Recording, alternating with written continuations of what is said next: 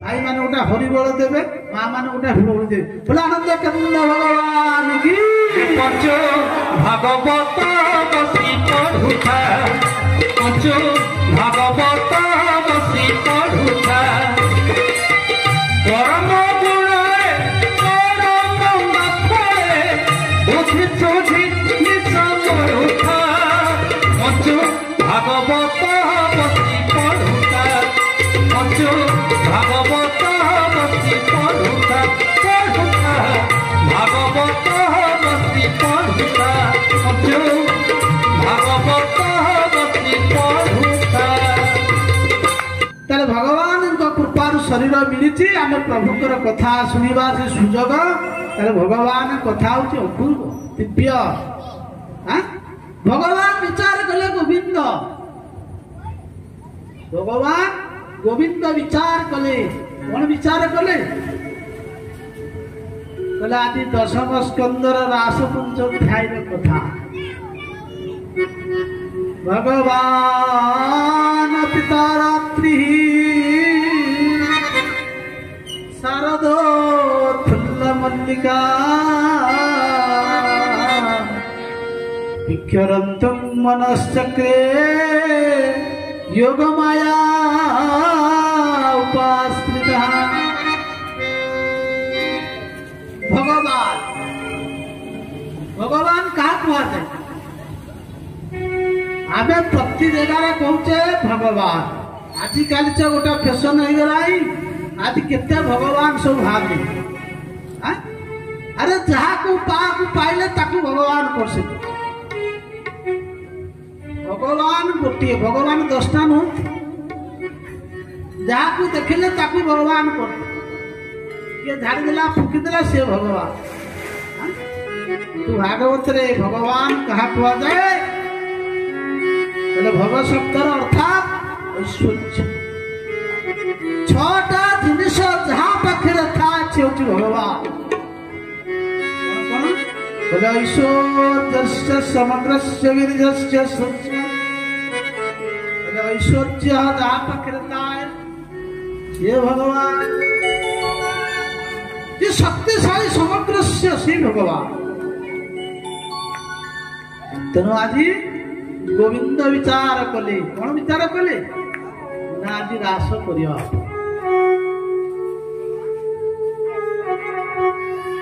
भगवान पिता रात्रि का रात्रि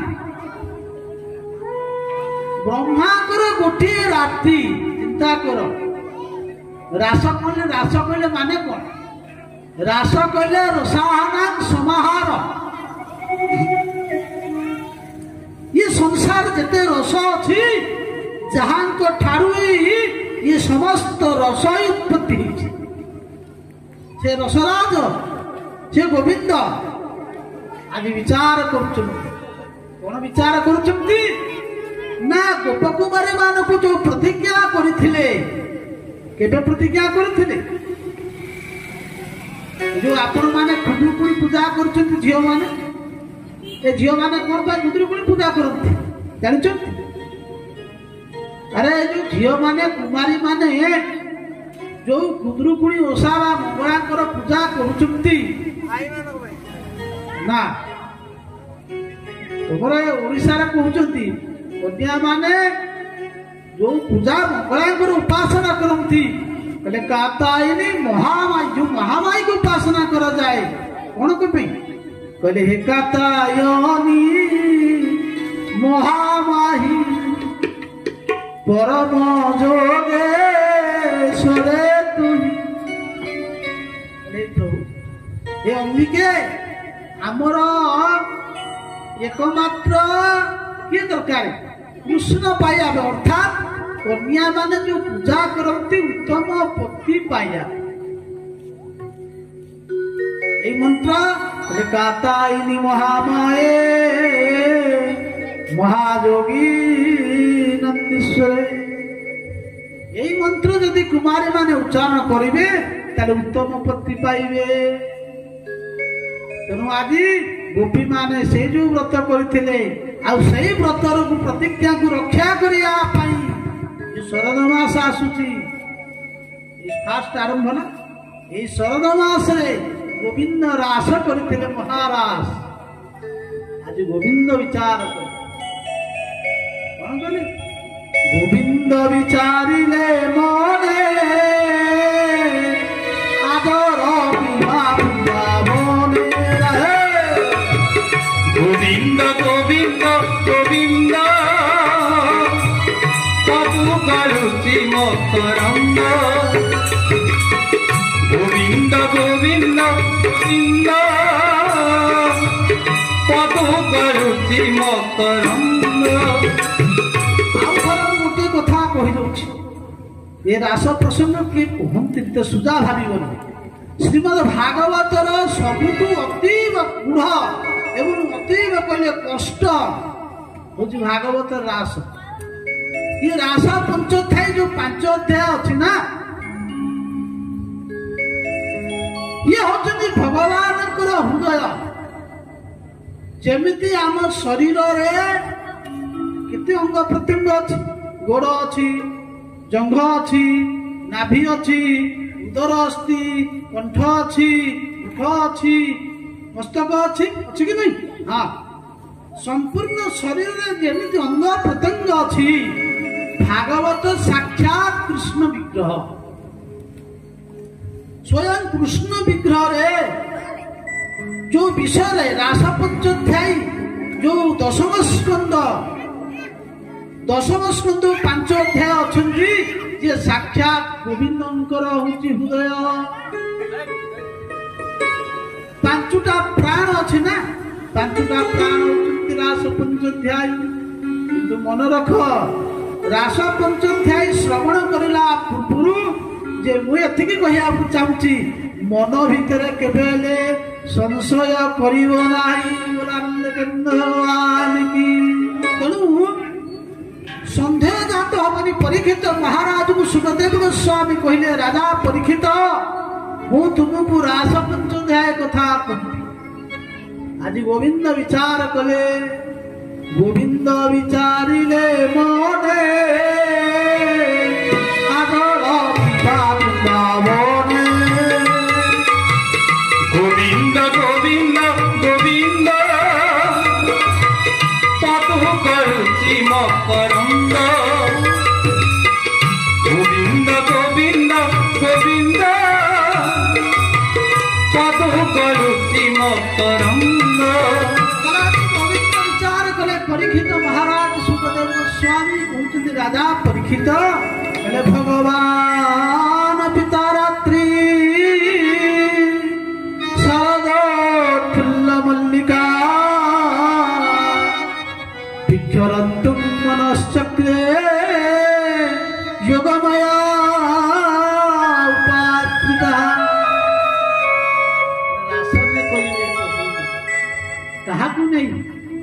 କାହାକୁ ନେଇ ଆଜି ବିକ୍ଷନ୍ତୁ ମନଶ୍ଚକ୍ରେ। ଆଜି ମନେ ମନେ ବିଚାର କରୁଛନ୍ତି, ଗୋବିନ୍ଦ କଣ ଦେଖୁଛନ୍ତି ନା, ଏ ଶରଦ ମାସକୁ ତାର ଯୋଉ ପୂର୍ଣ୍ଣିମାକୁ ଦେଖୁଛନ୍ତି।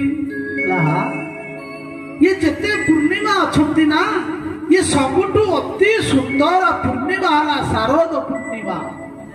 ଆଉ ସେଇ ପୂର୍ଣ୍ଣିମାର ଚନ୍ଦ୍ରମା ବିସ୍ତୀର୍ଣ୍ଣ ଆଉ ବଡ ଆଉ ସୁନ୍ଦର ଦେଖିବା। ଆଉ ପ୍ରଭୁ ଯେତେବେଳେ ରାସ କରୁଛନ୍ତି, ଆଜି ଶରଦ ମାସ ହେଇଛି, ଆଉ ଆପଣ ମାନେ ଦେଖିବେ ଶରଦ ମାସରେ ଫୁଟେ କଣ ପଦ୍ମ ଫୁଲ, କିନ୍ତୁ ଆଜି ଶରଦ ମାସରେ ମଲ୍ଲିକା, ଆଜି ମଲ୍ଲି ଫୁଲ ଫୁଟୁଛି। ଆଉ କେତେ ଦିନ ନା, ବ୍ରହ୍ମାଙ୍କର 4000 ଯୁଗ ବ୍ରହ୍ମରାତ୍ର କଲେ। ଆଜି ଗୋବିନ୍ଦ କଲେ ବ୍ରହ୍ମରାତ୍ର। କାହାକୁ ନେଇ? ଯୋଗମାୟାଙ୍କୁ ନେଇକିରି। ଏ ଯୋଗମାୟା କିଏ? ଯୋଗମାୟା କହିଲେ ଯିଏ କୃଷ୍ଣଙ୍କର ଅଭିନ୍ନ ଅଙ୍ଗ ତନୁ। କହିଲେ ଯୋଗ ଶବ୍ଦରେ ଏଠି ସୁଖଦେବ ଗୋସ୍ୱାମୀ କହୁଛନ୍ତି, ରାଧାଙ୍କୁ ଆଶ୍ରୟ କରି ଆଜି ଗୋବିନ୍ଦ ଆଜି ମହାରାସ କରିବେ। ଆଜି କଣ କଲେ? ପ୍ରଭୁ କହୁଛନ୍ତି, 16 ସହସ୍ର ଗୋପ ନାରୀ ମତେ ଭରିଲେ ତପ କରି। গোবিন্দ গোবিন্দ গোবিন্দ ପଟୁ କରୁଛି ମକରନ୍ଦ। କେତେ ଜଣ ଥିଲେ ମୁଁ ପୁରା ଧୀର ସ୍ଥିର କହିବି ବୁଝିବାକୁ ଚେଷ୍ଟା କର। ଆଲତୁ ଫାଲତୁ କହିଲେ କିଛି ଗୋଟା ଜିନିଷ ଜାଣ ରାସ କଣ ଧୈର୍ଯ୍ୟ ଧରି ଯଦି ଶୁଣିବ ରାସ ବିଷୟରେ ଜାଣିବ। କେତେ ଜଣ ଥିଲେ 1600। ଆପଣଙ୍କ ମନ ମଧ୍ୟରେ ସନ୍ଦେହ ହଉଥିବ ଆରେ ଗୋଟିଏ ଜଣଙ୍କ ସହିତ ଭଗବାନ ପତ୍ନୀ କେତେ ଥିଲେ ମହିଷୀ ସେ ବି ସେ ଆସିଥିଲେ। ସନ୍ଦେହ ହବ ଯେ ପ୍ରଭୁ କଣ ଜଣେ ନୁହଁ ସ୍ତ୍ରୀ 16,000 60। ଯଦି ମଣିଷ କେବେ ଭାବିବନି ଆରେ ତାଙ୍କର ନାଁ ହଉଛି ଈଶ୍ୱର ଭଗବାନ। ଆଉ ରାତି କେତେଟି ନା 4,000 ଯୁଗ ଗଲେ ଗୋଟିଏ ବ୍ରହ୍ମାଙ୍କର 12 ଘଣ୍ଟା ହୁଏ। ସେଇ 12 ଘଣ୍ଟା ଯୋଗମାୟାଙ୍କ ଦ୍ଵାରା ଯୋଗମାୟା କଲେ ଶ୍ରୀ ରାଧା ସେ ଅନ୍ତରଙ୍ଗା କହିଲେ ନିଜର ଅନ୍ତରଙ୍ଗ ମାୟା ଦ୍ଵାରା ଆଜି ପ୍ରଭୁ ରାସ କରିବେ। କୋଉମାନଙ୍କୁ ନେଇ ନା 16,000 ନାରୀ ମାନଙ୍କୁ ଗୋପବାଣୀ ମାନଙ୍କୁ ନେଇ। ଆଉ ସେଇ ଗୋପବାଣୀ ମାନେ ସାଧାରଣତଃ ଭାବିଛୁ ଆରେ ତପସ୍ୱୀ ମାନେ 3 ପ୍ରକାର ଗୋପୀ ଥିଲେ ଭଗବାନଙ୍କ ଲୀଳାରେ। କୋଉମାନେ ଥିଲେ ଗୋଟିଏ ହେଲା ନିତ୍ୟ ସିଦ୍ଧ, ଗୋଟିଏ ହେଲା ସାଧନ ସିଦ୍ଧ ଏବଂ ବେଦର କୋଉମାନେ ବେଦର ମନ୍ତ୍ର। ଏ ଯୋଉ ବେଦ ନାହିଁ ଯୋଉ 4 ବେଦ ଅଛନ୍ତି ଏ 4 ବେଦର ସମ୍ପୂର୍ଣ୍ଣ ଯେତେ ମନ୍ତ୍ର ଅଛନ୍ତି ସେ ମନ୍ତ୍ର ବି କହିଥିଲେ ପ୍ରଭୁ ଆମେ ଗୋପୀ ହବୁ। ଆଉ ସାଧନା ସିଦ୍ଧ କଲେ ଦଣ୍ଡକାରଣ୍ୟ ଋଷିମୁନି ମାନେ ତପସ୍ୟା କରିଥିଲେ। ଯେତେବେଳେ ପ୍ରଭୁ ରାମଚନ୍ଦ୍ର ଯାଉଛନ୍ତି ରାମଙ୍କର ନବଦୂର୍ପ ଅପରୂପ ଦିବ୍ୟ ତାଙ୍କର ସୌନ୍ଦର୍ଯ୍ୟରେ ବିମୁଗ୍ଧ ହେଇଗଲେ। ଏ ଋଷିମୁନି ମାନେ ଚାଲି ଆସିଲେ ପ୍ରଭୁଙ୍କ ସାମ୍ନାକୁ। ପ୍ରଭୁ କହିଲେ ଏ ଜନ୍ମରେ ତୁମେ ମାନେ ମୋ ସହିତ ମିଶି ପାରିବ ନାହିଁ। ଆଗାମୀ ଦ୍ୱାପର ଯୁଗ ଆସିବ ମୁଁ ଯେତେବେଳେ କୃଷ୍ଣଙ୍କ ଅବତାର ନେବି ଆଉ କୃଷ୍ଣ ଅବତାର ସମସ୍ତ ଗୋପୀମାନ ଗୋଷ୍ଠ ରାସ କରିବି ତୁମେ ସେତିବେଳେ ଆସିବ ମୋ ସହିତ ରାସ କରିବ। ଆଉ ସେଇ ଦଣ୍ଡକାରଣ୍ୟ ଋଷିମୁନି ମାନେ ଆଉ ନିତ୍ୟ ସିଦ୍ଧ ମାନେ ନିତ୍ୟ ସିଦ୍ଧ ସେ ଗୋଲକରେ ସଦାସର୍ବଦା ଥାନ୍ତି। ଅଷ୍ଟମଞ୍ଜରୀ ଅଷ୍ଟସଖୀ ଏମାନେ ହେଲେ ନିତ୍ୟ ସିଦ୍ଧ। ଲଳିତା ବିଶାଖା ଇନ୍ଦୁରେଖା କୁମ୍ଭରେଖା ସୁଖବିଦ୍ୟା ସୁଦେବୀ ଚିତ୍ରଲେଖା ଏ ଅନନ୍ତ ଗୋପୀମାନ ଅଛନ୍ତି। ଇଏ ଗୋବିନ୍ଦଙ୍କର ନିତ୍ୟ ପାର୍ଶ୍ୱଦ। ଆଉ ସେଇ 16,000 ଗୋପୀମାନଙ୍କୁ ନେଇ ଆଜି ରାସ କରିବେ। ପ୍ରଭୁ କହିବେ ମୋର ସେ ମତେ କଣ ନା ତପସ୍ୟା କରିଛନ୍ତି ଜଳରେ ସ୍ନାନ କରି ଶରଦ ମାସରେ କୋଉଠି ହେମନ୍ତେ ପ୍ରଥମ ମାସି ଏ ଯୋଉ ହେମନ୍ତ ମାସ ନା ହେମନ୍ତରେ ପ୍ରଥମ ମାସରେ ଗୋପୀ ମାନେ କଣ କରନ୍ତି? ଗୋପୀ ମାନେ କୁମାରୀ ମାନେ ଗୋପୀ ମାନେ କୁମାରୀ କୁମାରୀ କେତେ ବର୍ଷ କୁହାଯାଏ? ହେମନ୍ତ ମାସରେ ଗୋପୀ ମାନେ ଯୋଉ ତପସ୍ୟା କରିଥିଲେ ଜଳ ଭିତରେ ପ୍ରବେଶ କରି ଆଉ ଗୋପୀ ମାନେ କେତେ ବର୍ଷ କୁମାରୀ ଥିଲେ? କୁମାରୀ କାହାକୁ କୁହାଯାଏ? କୁମାରୀ କାହାକୁ କୁହାଯାଏ? ତାଙ୍କର ବୟସ କେତେ ବର୍ଷ କୁମାରୀ ବୟସ? ଆରେ ତାକୁ ଯେତେବେଳେ ହେଇଯାଏ 12 ବର୍ଷ ପର୍ଯ୍ୟନ୍ତ କୌଣସି କନ୍ୟା କିମ୍ବା ପୁତ୍ରକୁ କୁମାରୀ କୁହାଯାଏ। ଏ ଗୋପୀ ମାନଙ୍କର ବୟସ ଥିଲା କେତେ ନା 7 ବର୍ଷ। ଏ କୁମାରୀ ମାନେ ଯାଇଥିଲେ ଅର୍ଥାତ୍ କୁମାରୀ ଶବ୍ଦର ଅର୍ଥାତ୍ କୃଶ୍ଚିତ ମାରଂ ନାସ୍ତି ଯତ୍ର କୁମାର। ମାର ମାନେ କଣ ଜାଣିଛନ୍ତି? ମାର ମାନେ କନ୍ଦର୍ପ। କନ୍ଦର୍ପ କହିଲେ କାମଦେବ। କାମଦେବ ଯାହା ଭିତରେ ଥାନ୍ତି ତାକୁ କୁହାଯାଏ କୁମାର। ନଥାନ୍ତି କୁମାର କୃଶ୍ଚିତ ମାର। ମାର ଯୋଉଠି ନଥାନ୍ତି ତାକୁ କୁହାଯାଏ କୁମାର। ତେଣୁ କୁମାର କହିଲେ ଛୋଟ ପିଲାଙ୍କ ମାନଙ୍କ ମଧ୍ୟରେ କଣ କାମ ଅଛନ୍ତି? ଏଟା କାମନା ନାହାନ୍ତି। ତେଣୁ ସେଇ କୁମାରୀ କନ୍ୟା ମାନେ ଯାଇଥିଲେ ଜଳ ଭିତରେ ସ୍ନାନ କରି ମନ୍ତ୍ର ଜପ କରୁଥିଲେ। ଆଉ ମନ୍ତ୍ର ଜପ କରି କହୁଥିଲେ କଣ? କହୁଥିଲେ ହେ ଅମ୍ବିକା ହେ ମା ଦେବୀ ପାର୍ବତୀ ଆମକୁ କଣ ନା କୃଷ୍ଣ ପତି ରୂପରେ ପ୍ରାପ୍ତ ହେଉ। ଏଇ ତାଙ୍କର ବର ଥିଲା। ଆଜି ଗୋବିନ୍ଦ କହୁଛନ୍ତି ମୁଁ ତାଙ୍କ ପୁରାଇବି ଆସ ସେ ବଡ଼ ଭଗତ ବିଶ୍ୱାସ। ଗୋବିନ୍ଦ ଗୋବିନ୍ଦ ଗୋବିନ୍ଦ ପଦୁକଳୁଚି ମକରନ୍ଦ। ଗୋବିନ୍ଦ ଗୋବିନ୍ଦ ଗୋବିନ୍ଦ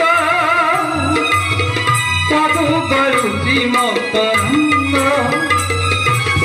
ହଉଛନ୍ତି ପ୍ରିୟା ମୁଁ ସେ ମୋର ଭଗତ।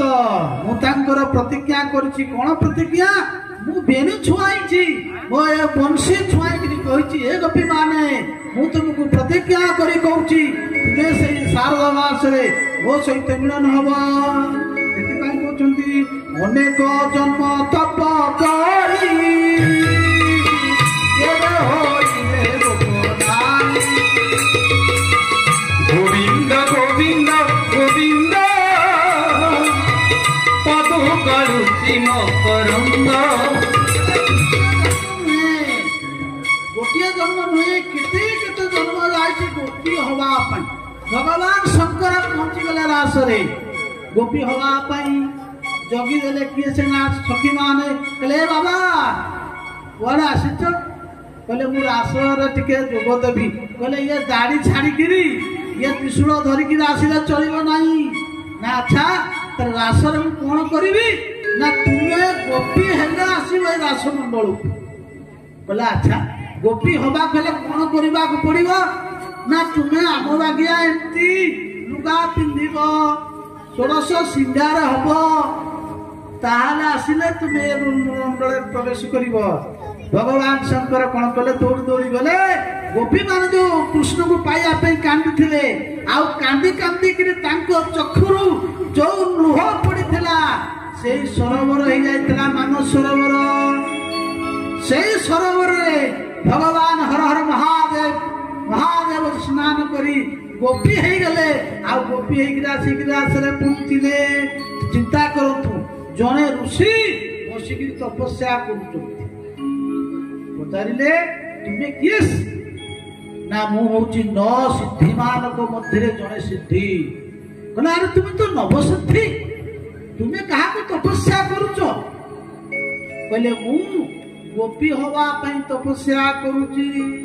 ସେଥିପାଇଁ କହୁଛନ୍ତି ଯେ ଗୋପୀ ଛୋଟିଆ ଭାବିବନି, ଛୋଟ କଥା ନୁହଁ। ଗୋପୀ ଗୋପୀ ମାନେ କଣ? ଆରେ ଗୋ ମାନେ ଇନ୍ଦ୍ରିୟ ଆଉ ପି ମାନେ ଯିଏ ପିଅନ୍ତି।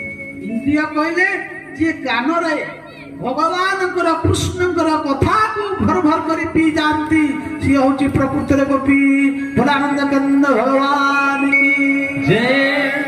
ସେଥିପାଇଁ କହୁଛନ୍ତି ଅନେକ ଜନ୍ମ ତପ କରି ଏବେ ହୋଇଲେ ବ୍ରଜରାଣୀ। ଗୋବିନ୍ଦ ଗୋବିନ୍ଦ ଗୋବିନ୍ଦ ପଦୁକଳୁଚି ମକରନ୍ଦ। ଅନେକ ଜନ୍ମ ତପସ୍ୟା କରିଛନ୍ତି। ମୁଁ ଆଜି ତାଙ୍କର ମନସ୍କାମନା ପୂର୍ଣ୍ଣ କରିବି। ଆଜି ଭଗବାନ କଣ କଲେ ନା ଏତେ ବିଚାରିବ ନ ମାଇ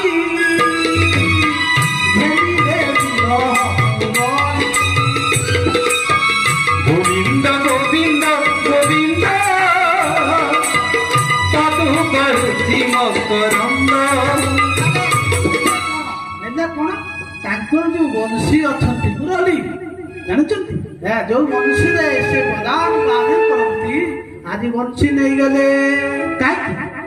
ବଂଶୀରେ ସେ ପ୍ରତିଜ୍ଞା କରିଛନ୍ତି ଗୋପୀ ମାନଙ୍କ ପାଖରେ ହେ ଗୋପୀ ମାନେ ମୁଁ ଏ ମୋର ମୁରଲୀ ବଂଶୀକୁ ମୁଁ ପ୍ରତିଜ୍ଞା କରି କହୁଛି ମୁଁ ତୁମକୁ ଡାକିବି।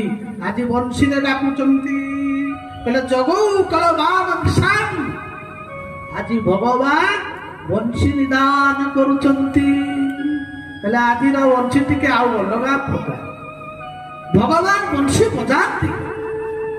ଗୋଚାରଣ କଲା ବେଳେ ବଂଶୀ ବଜାନ୍ତି। ସଖା ମାନଙ୍କ ପାଖରେ ବସିକିରି ବଂଶୀ ବଜାନ୍ତି। ଭଗବାନ ଗୋବିନ୍ଦ ଯେତେବେଳେ ବଂଶୀ ବଜେଇ ଦିଅନ୍ତି ନା ଆରେ ଭଗବାନଙ୍କର ବଂଶୀ ଶୁଣରେ ଇଏ କହିଲେ ଯମୁନାର ଯୋଉ ଜଳ ପ୍ରଭାବିତ ହଉଛି ଆଉ ସେଇ ଯମୁନାର ଜଳ ଗୋବିନ୍ଦଙ୍କର ବଂଶୀ ଶୁଣରେ କହିଲେ କଣ ନା ବରଫ ହେଇଯାଉଛି। ଗୋବିନ୍ଦଙ୍କର ଏଇ ବଂଶୀ ଶୁଣରେ ଗୋବର୍ଦ୍ଧନର ଯୋଉ ଶିଳାମାନ ସବୁ ପାଣି ହେଇଯାଉଛି। ଆଉ ଏ ବୃନ୍ଦାବନର ଯେତେ ହରିଣୀ ମାନ ଅଛନ୍ତି ଗୋବିନ୍ଦଙ୍କର ବଂଶୀ ଶୁଣରେ କଣ କରୁଛନ୍ତି ନା ମୃଗ ଏ ଘାସ ଧରିକିରି ଏମିତି କର୍ଣ୍ଣରେ ଭଗବାନଙ୍କର ବଂଶୀ ଶୁଣୁଛି। କିନ୍ତୁ ଆଜି ସେ ବଂଶୀ ବାଜୁ ନାହିଁ। ଯୋଉ ବଂଶୀ ବାଜିଲେ ସମସ୍ତେ ଶୁଣନ୍ତି, ମା ଶୁଣନ୍ତି, ଗାଁ ଲୋକମାନେ ଶୁଣନ୍ତି, ସମସ୍ତ ବୃନ୍ଦାବନର କୀଟ ପତଙ୍ଗ ସରୀସୃପ ଶୁଣି ପାରନ୍ତି। କିନ୍ତୁ ଆଜି ଟିକେ ଅଲଗା ବଂଶୀ ବାଜୁଛି। ହେଲେ ସେ ବଂଶୀଟା କଣ? ରଜନୀ ଚିର କାଳ କଲେ ମାୟା ପଟଳ ତାରିଲେ। গোবিন্দ গোবিন্দ গোবিন্দ পদ করুছি মকরন্দ। গোবিন্দ গোবিন্দ গোবিন্দ প্রভু হরিছি মকরন্দ। রাধে গোবিন্দ গোবিন্দ গোবিন্দ পদ করুছি মকরন্দ। বৃন্দাবন বিহারী লাল কি କହିଲେ ରଜନୀ ଚିର କାଳ କଲେ ମାନେ ବ୍ରହ୍ମାଙ୍କର ଗୋଟେ ଦିନ ଆମ ମାନଙ୍କର 4000 ଯୁଗରେ ଆଜି ରାସ କରାଯିବ। ସମସ୍ତ ଜୀବ ମାନେ ଭଗବାନଙ୍କ ଯୋଗ ମାୟାରେ ଶୋଇ ପଇଲେ, କେହି ଜାଣି ନାହାନ୍ତି। ରଜନୀ ଚିର କାଳ କଲେ ମାୟା ପଟଳ ବିସ୍ତାରିଲେ। ଆଜି ଏମିତି ଯୋଗମାୟାଙ୍କ ଦ୍ୱାରା ମହାରାସ କଲେ ପ୍ରଭୁ। ସଚରାଚର ଜୀବମାନେ ଶୋଇ ପଡ଼ିଲେ, କେହି ଜାଣିପାଇଲେ ନାହିଁ। ଗୋଟିଏ କହିଲେ କଣ ବ୍ରହ୍ମାଙ୍କର ରଜନୀ କହିଲେ 4000 ଯୁଗ ମଣିଷ ମାନ ଚାଲିଗଲା, ରାସ ହେଲା।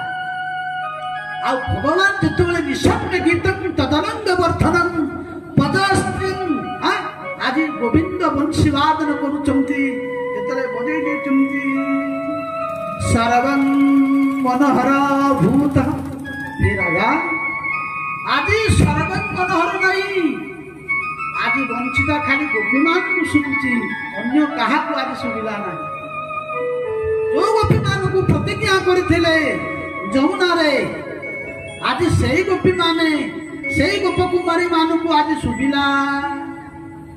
ଆଉ ଗୋପୀମାନଙ୍କୁ ଯେତେବେଳେ ଶୁଭିଛି, ଗୋପୀମାନେ ନିଜ ନିଜ କର୍ମରେ ଥିଲେ। ଯିଏ ଯୋଉ ପ୍ରକାର କର୍ମ କରୁଥିଲେ ଆଜି ସେମାନେ କଣ କରୁଛନ୍ତି ଛାଡ଼ିକି ଦୌଡ଼ି ଆସିବାକୁ ଲାଗିଲେ। ঘুঙ্গুর বান্ধিনি ঘাগরা পিন্ধিনি, ঘুঙ্গুর বান্ধিনি ঘাগরা পিন্ধিনি, বংশী ডাকিলা রাধা রাধা রাধা।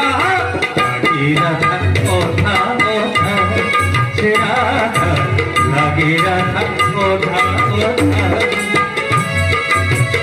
ঘুঙ্গুর বান্ধিনি ঘাগরা পিন্ধিনি, ঘুঙ্গুর বান্ধিনি ঘাগরা পিন্ধিনি, বংশী ডাকিলা রাধা রাধা রাধা। লাগি রাধা কথা কথা সে রাধা, লাগি রাধা কথা কথা।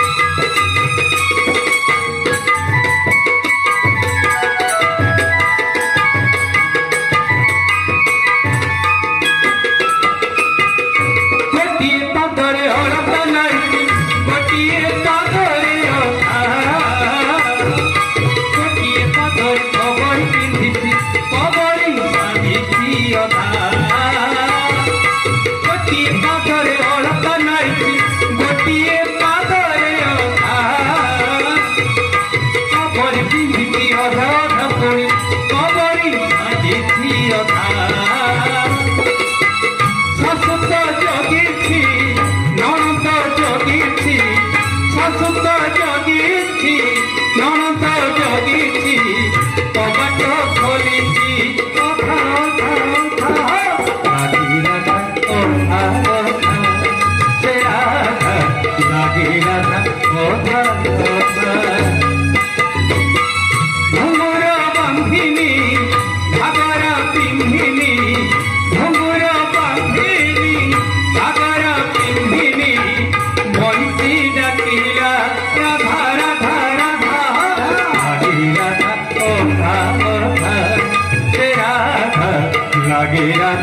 ଅଧା ଅଧା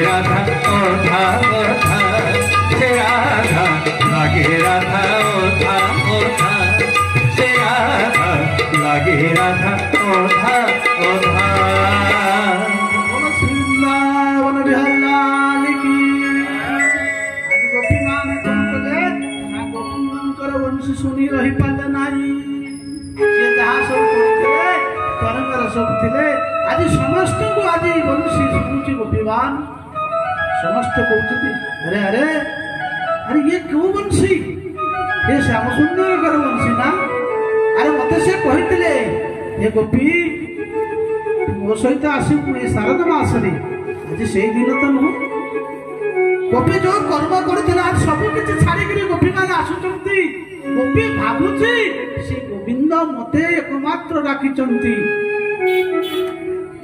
से कहते कहीं जानबेनी मु एकला देवी गोविंद को सहित मिशिबा पई समस्त गोपी मान दौड़ी दौड़ी आसिले कौ समय रात्रि समय आज गोविंद बसिछति कदम्बर वृक्ष मूले गोपी मान आसिक पहुंची समस्त गोपी मान को आज देखे गोविंद कहते कौन कहते बोले स्वागतम महाभाग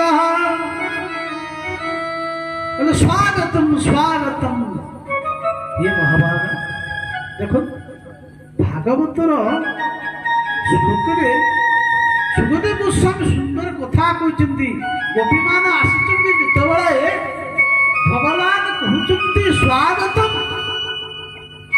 स्वागतम हो हे महाभागा महाभाग आपण माने जहाँ को पाउछन ताहा को कहते महाभाग महाभाग जी से नुहे महाभाग बहुत बड़ कथा जहाँकर संपूर्ण कर्म भगवान को प्रति समर्पण हो जाए से व्यक्ति को पाखरे महाभाग लगे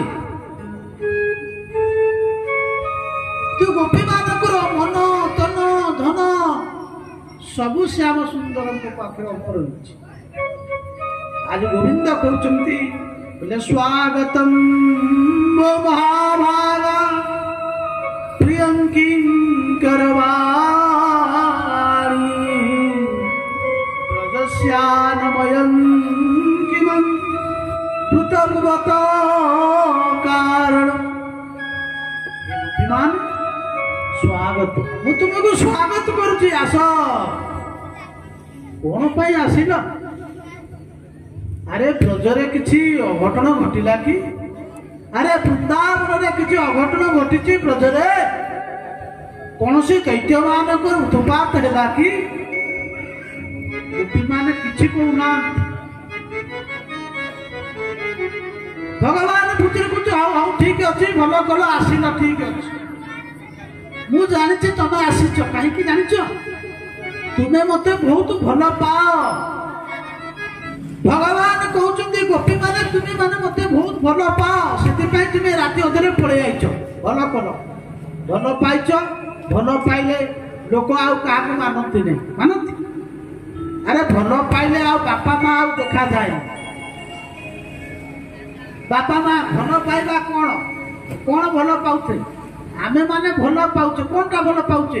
ତା ଶରୀରକୁ ଦେଖି ଭଲ ପାଉଛେ, ତା ଧନକୁ ଦେଖି ଭଲ ପାଉଛେ। ଧନ ସରିଗଲା ଆଉ ଭଲ ପାଇବା ଖତମ। ବାପା ପାଖରେ ଧନ ଅଛି, ପୁଅ କହିବ ମୋ ବାପା ଲକି, ଝିଅ କହିବ ବାପା ଲକି, ଓ ବାପା ବହୁତ ବଢିଆ, ବାବା ମୋର ଭଲ। ସ୍ୱାମୀ ପାଖରେ ପଇସା ପୁରା ଅଛି, ସ୍ତ୍ରୀ କହିବ ମୁଁ ତୁମକୁ ବହୁତ ଭଲ ପାଏ। ପଇସା ସରିଗଲେ ଆଉ ଭଲ ପାଇବା ନଥାଏ। ସେମିତି ଆଜିକାଲି ଯୋଉ ପିଲାମାନେ ଯୋଉ ପ୍ରେମ କରୁଛନ୍ତି, ପ୍ରେମ କରୁଛନ୍ତି ନା, ଭଲ ପାଉଛନ୍ତି, ପଳଉଛନ୍ତି ପିଲାମାନେ, ଜୀବନ ବର୍ବାଦ ହେଇଯାଉଛି। ଥରେ ଯିଏ ଗଲା ତା ଜୀବନ ବର୍ବାଦ। କହିଲ ଦେଖି, ସତ କଥା କହିଲ, ଯିଏ ଭଲ ପାଇକିରି ଯାଇଛି କେତେ ଜଣ ଶାନ୍ତିରେ ଅଛନ୍ତି ମତେ କୁହ? 100 ଭାଗରୁ 10 ଭାଗ ଲୋକ ଯଦି କେମିତି ଜୋଟକ ପଡିଗଲା, ଗ୍ରହ ଚକ୍ର ପଡିଗଲା, ଭଲ ହେଇଗଲା। ହେଲେ ଅଧେ ମରୁଛନ୍ତି, ନହେଲେ ଦୁଆରେ ଆସି କାନ୍ଦୁଛନ୍ତି। ତେଣୁ ଗୋପୀ ମାନେ କହୁଛନ୍ତି, ଭଗବାନ କହିଲେ ହେ ଗୋପୀ ମାନେ ତୁମେ ମତେ ବହୁତ ଭଲ ପାଅ, ସେଥିପାଇଁ ତୁମେ ରାତି ଅଧରେ ପଳେଇ ଆଇଛ। ଭଲ କଲ, ତୁମେ ଆସିଲ, ମତେ ଭଲ ପାଇଛ, ମତେ ଦେଖିଲ, କିନ୍ତୁ ମନେ ରଖ ଇଏ ରଜନୀ ଅତୀବ ସୁନ୍ଦର ହେଇଛି। ଶାରଦ ମାସର ରଜନୀଷା ଘର ରୂପା, ଇଏ ରଜନୀ ଅତି ଭୟଙ୍କର ରାତ୍ରି। ତୁମେ ବ୍ରଜବାସୀ ରାଜକୁମାରୀ ମାନେ, हे गोपी तुमे माने पड़े जाओ, ये रात्रि रे अरण्य भितर झील माने तुमे जो रहिबा उचित नुहे। तुमे चली आइछ, तुम बापा मां को कहिना, तुम घर लोक माने खोजुथिबे। जदि तुमे आसीछ, मते भलो पाउछ, ठीक अछि, मते भलो पाइल, देखिल, मन पुरेकि देखिल, ताले एतले गोटा काम कर, पड़े जाओ, तुम पाए एटा भलो। गोपी माने किछि कहलेनी, चुपी थिया। पुणी भगवान कहते देख,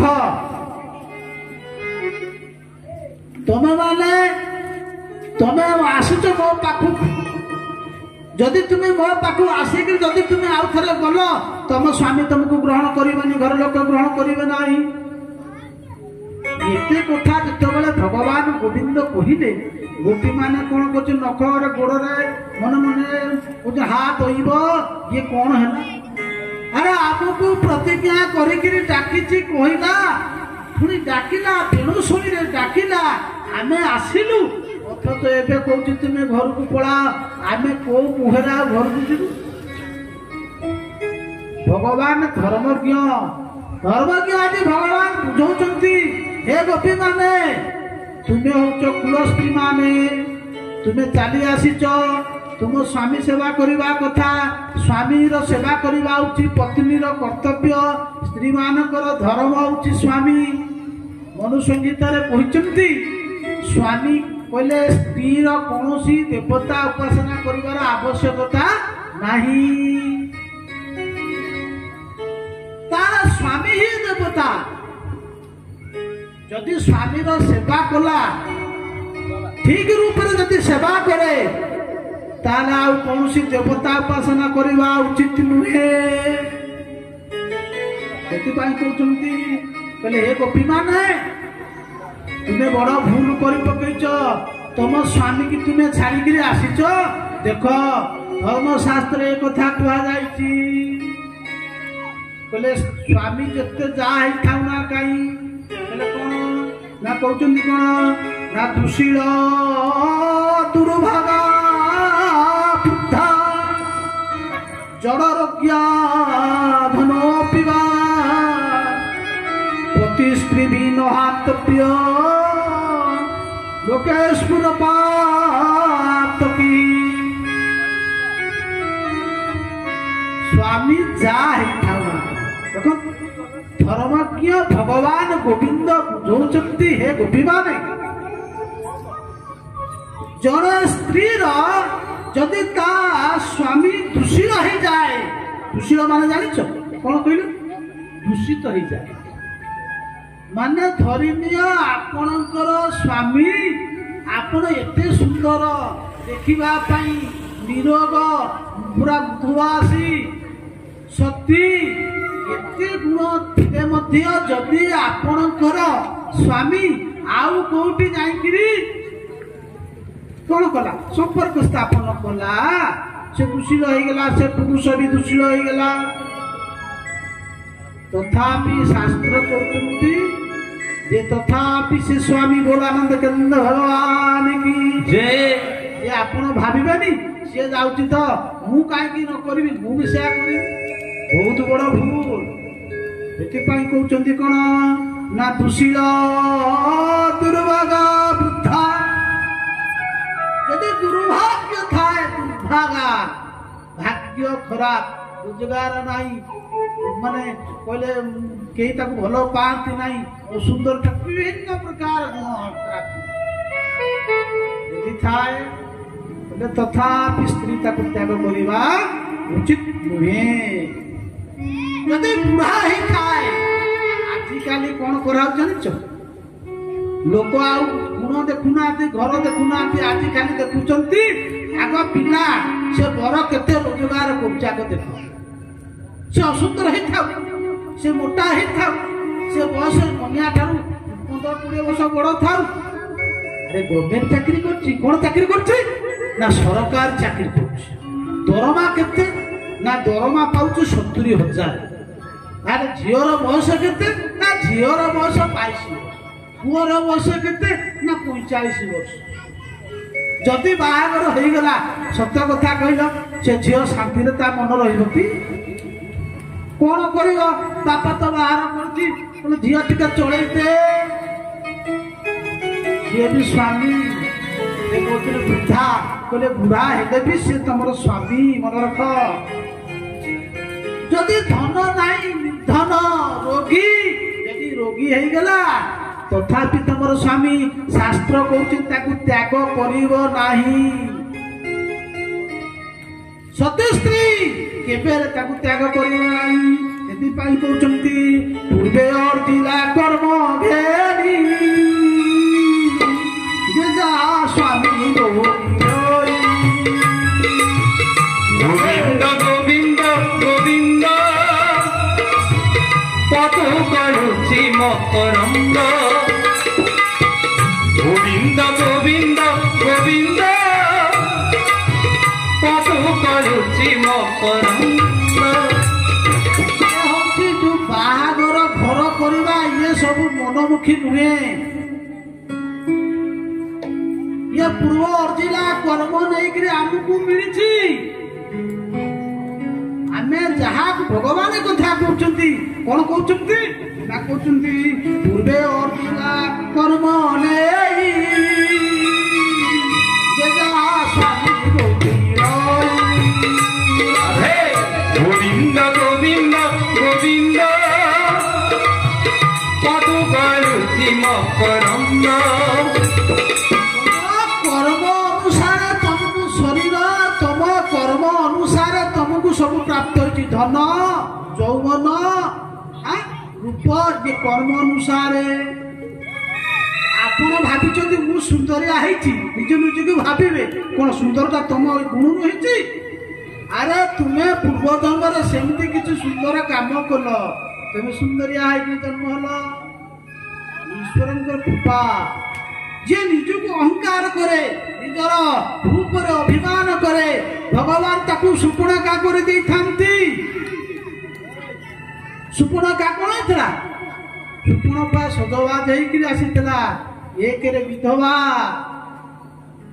ଆସିଥିଲା, କଣ ସଦବା ବେଶ ହେଇକିରି ପ୍ରଭୁ ରାଘବେନ୍ଦ୍ର ସରକାରଙ୍କ ପାଖରେ କହିଥିଲା, କହିଲେ ତ୍ରିଭୁବନରେ ଯେତେ ସୁନ୍ଦରୀ ଅଛନ୍ତି, ସେ ସୁନ୍ଦରୀ ମାନଙ୍କ ମଧ୍ୟରେ ମୁଁ ହଉଛି ଶ୍ରେଷ୍ଠ।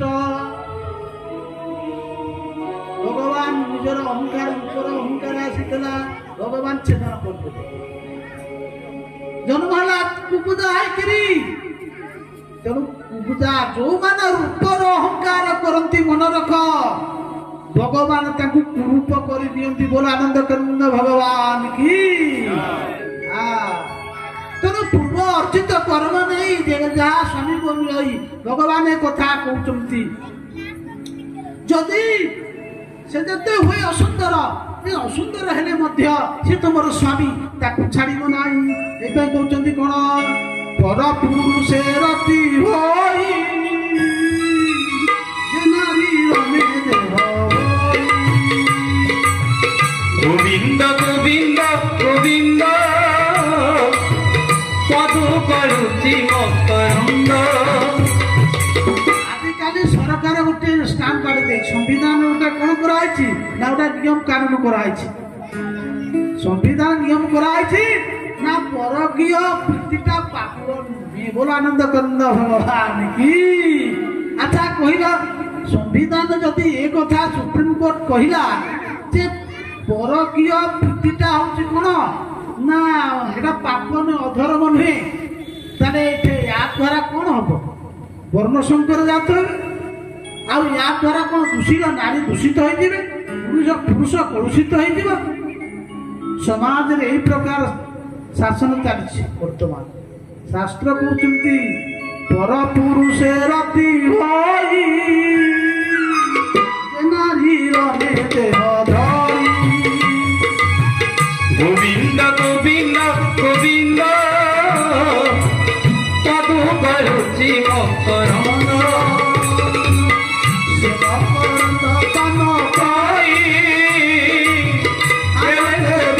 हरि हरि आनंदे बोल हरि हरि हरि करिबे भगवानी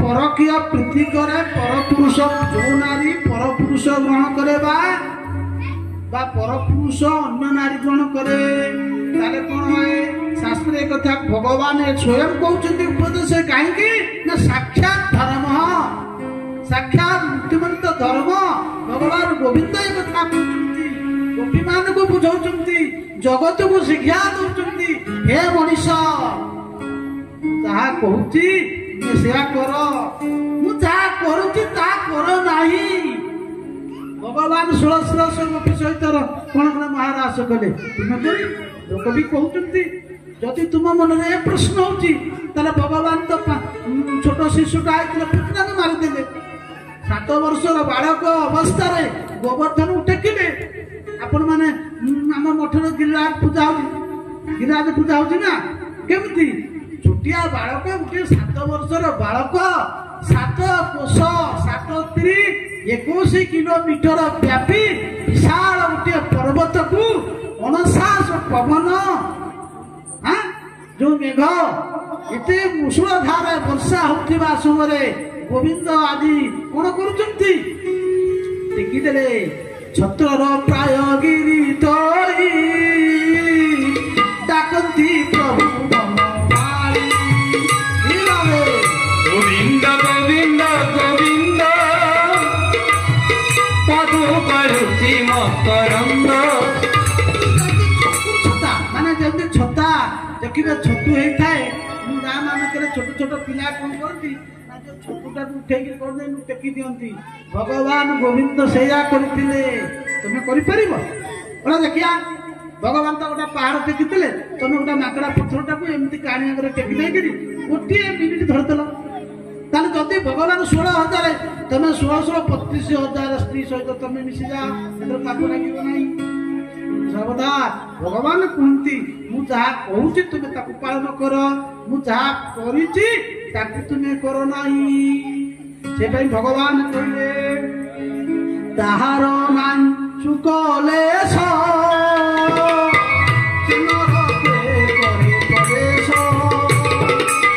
गोविंद गोविंद गोविंद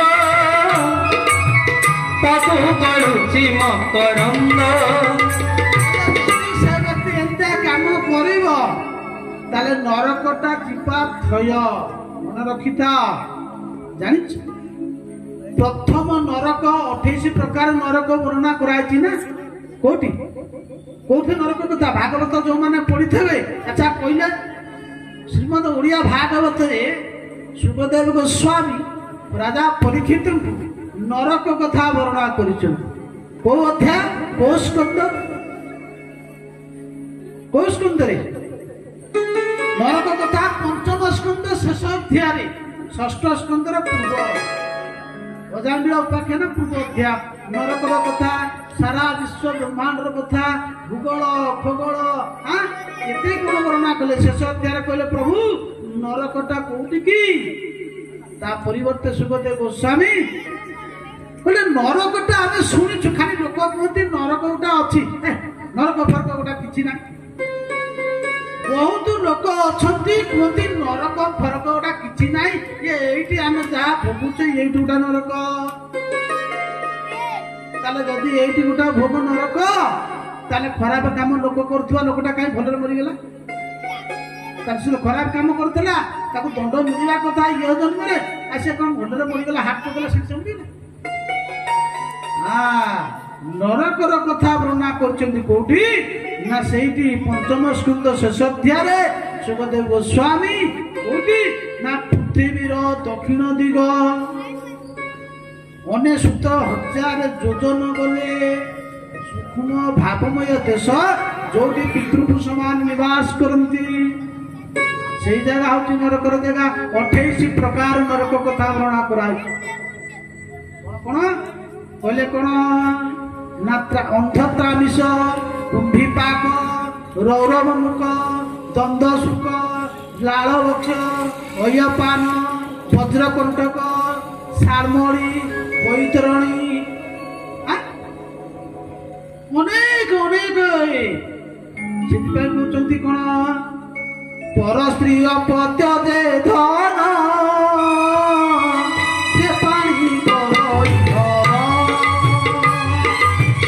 गोविंद गोविंद गोविंद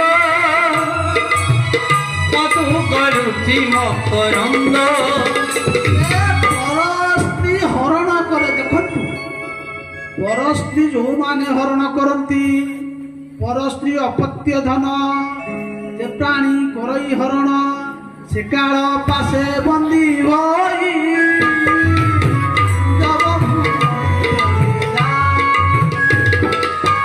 गोविंद गोविंद गोविंद कतु करुछि मकरंद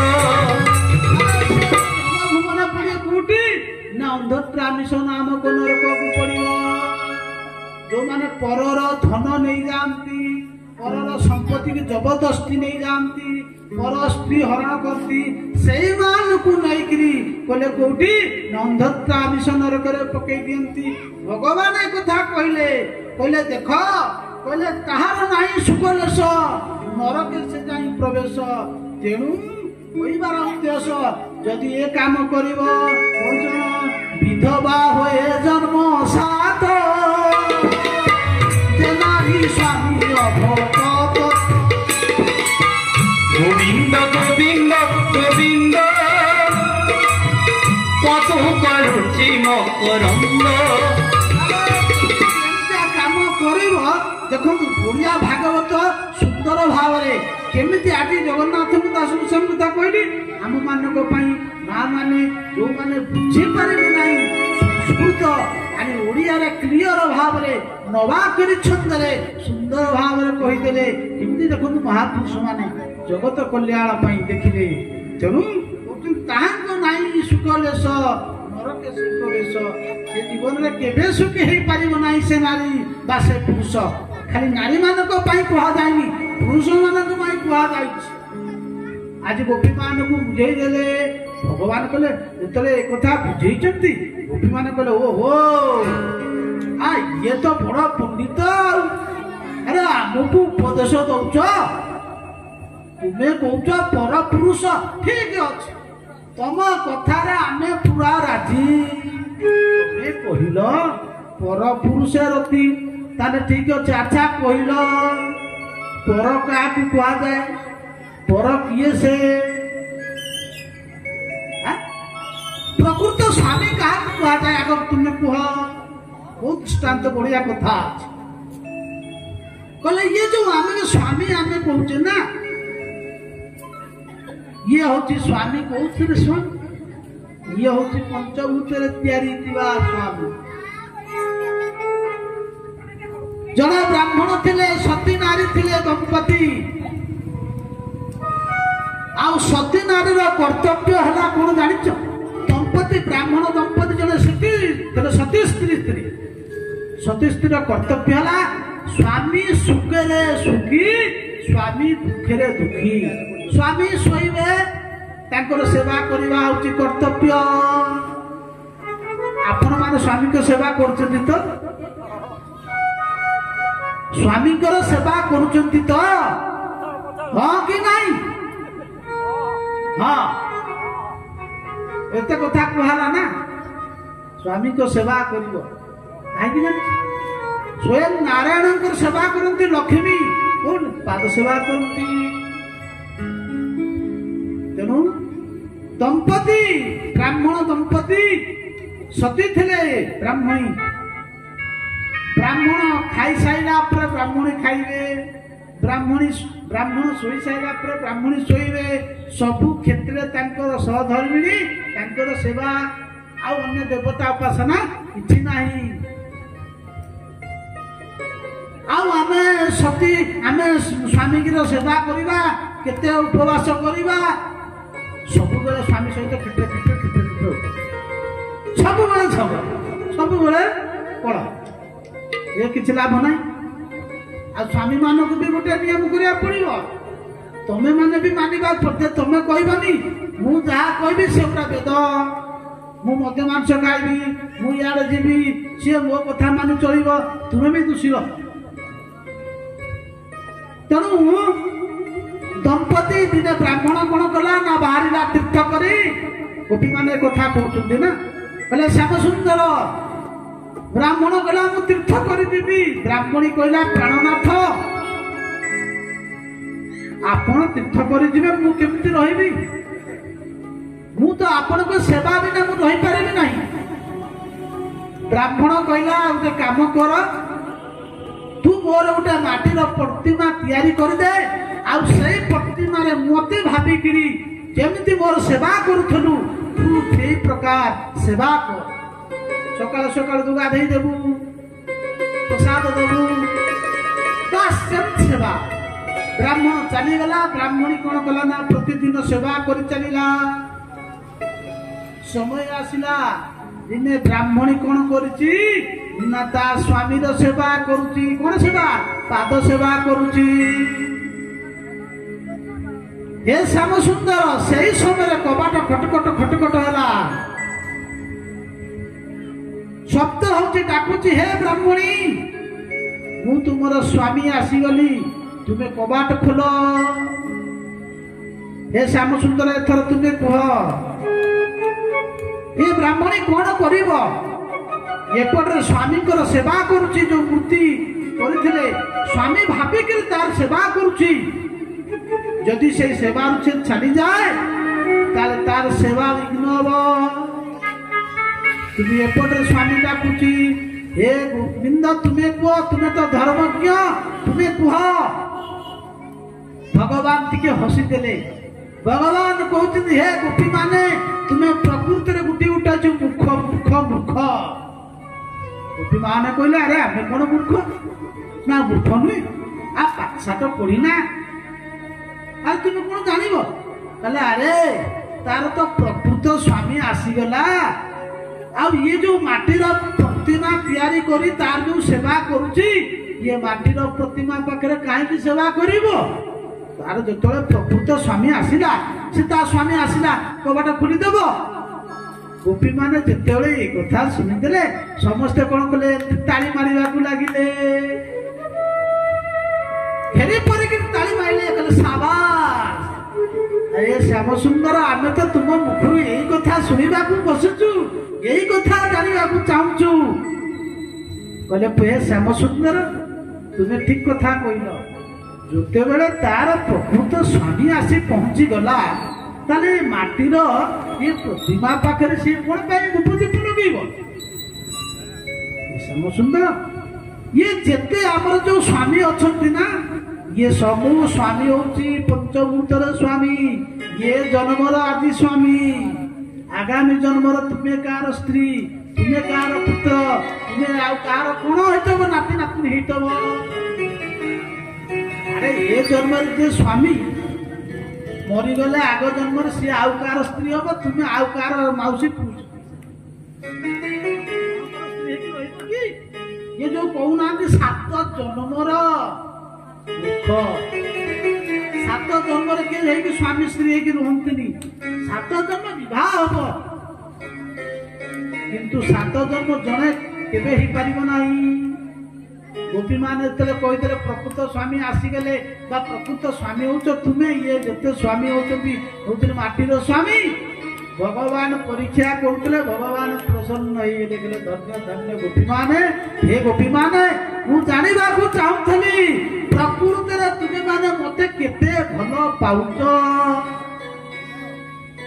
ठीक अछि तुमे सब किछि छाडी के आइछ मो पाखु थरे जे मो पाखु आसे मु ताकु केबेले छाड़े नाही भगवान करिए गुटे प्रतिज्ञा हे डेढ़ बड़ा पापी होतनी कोन अपिचे सुदुराचार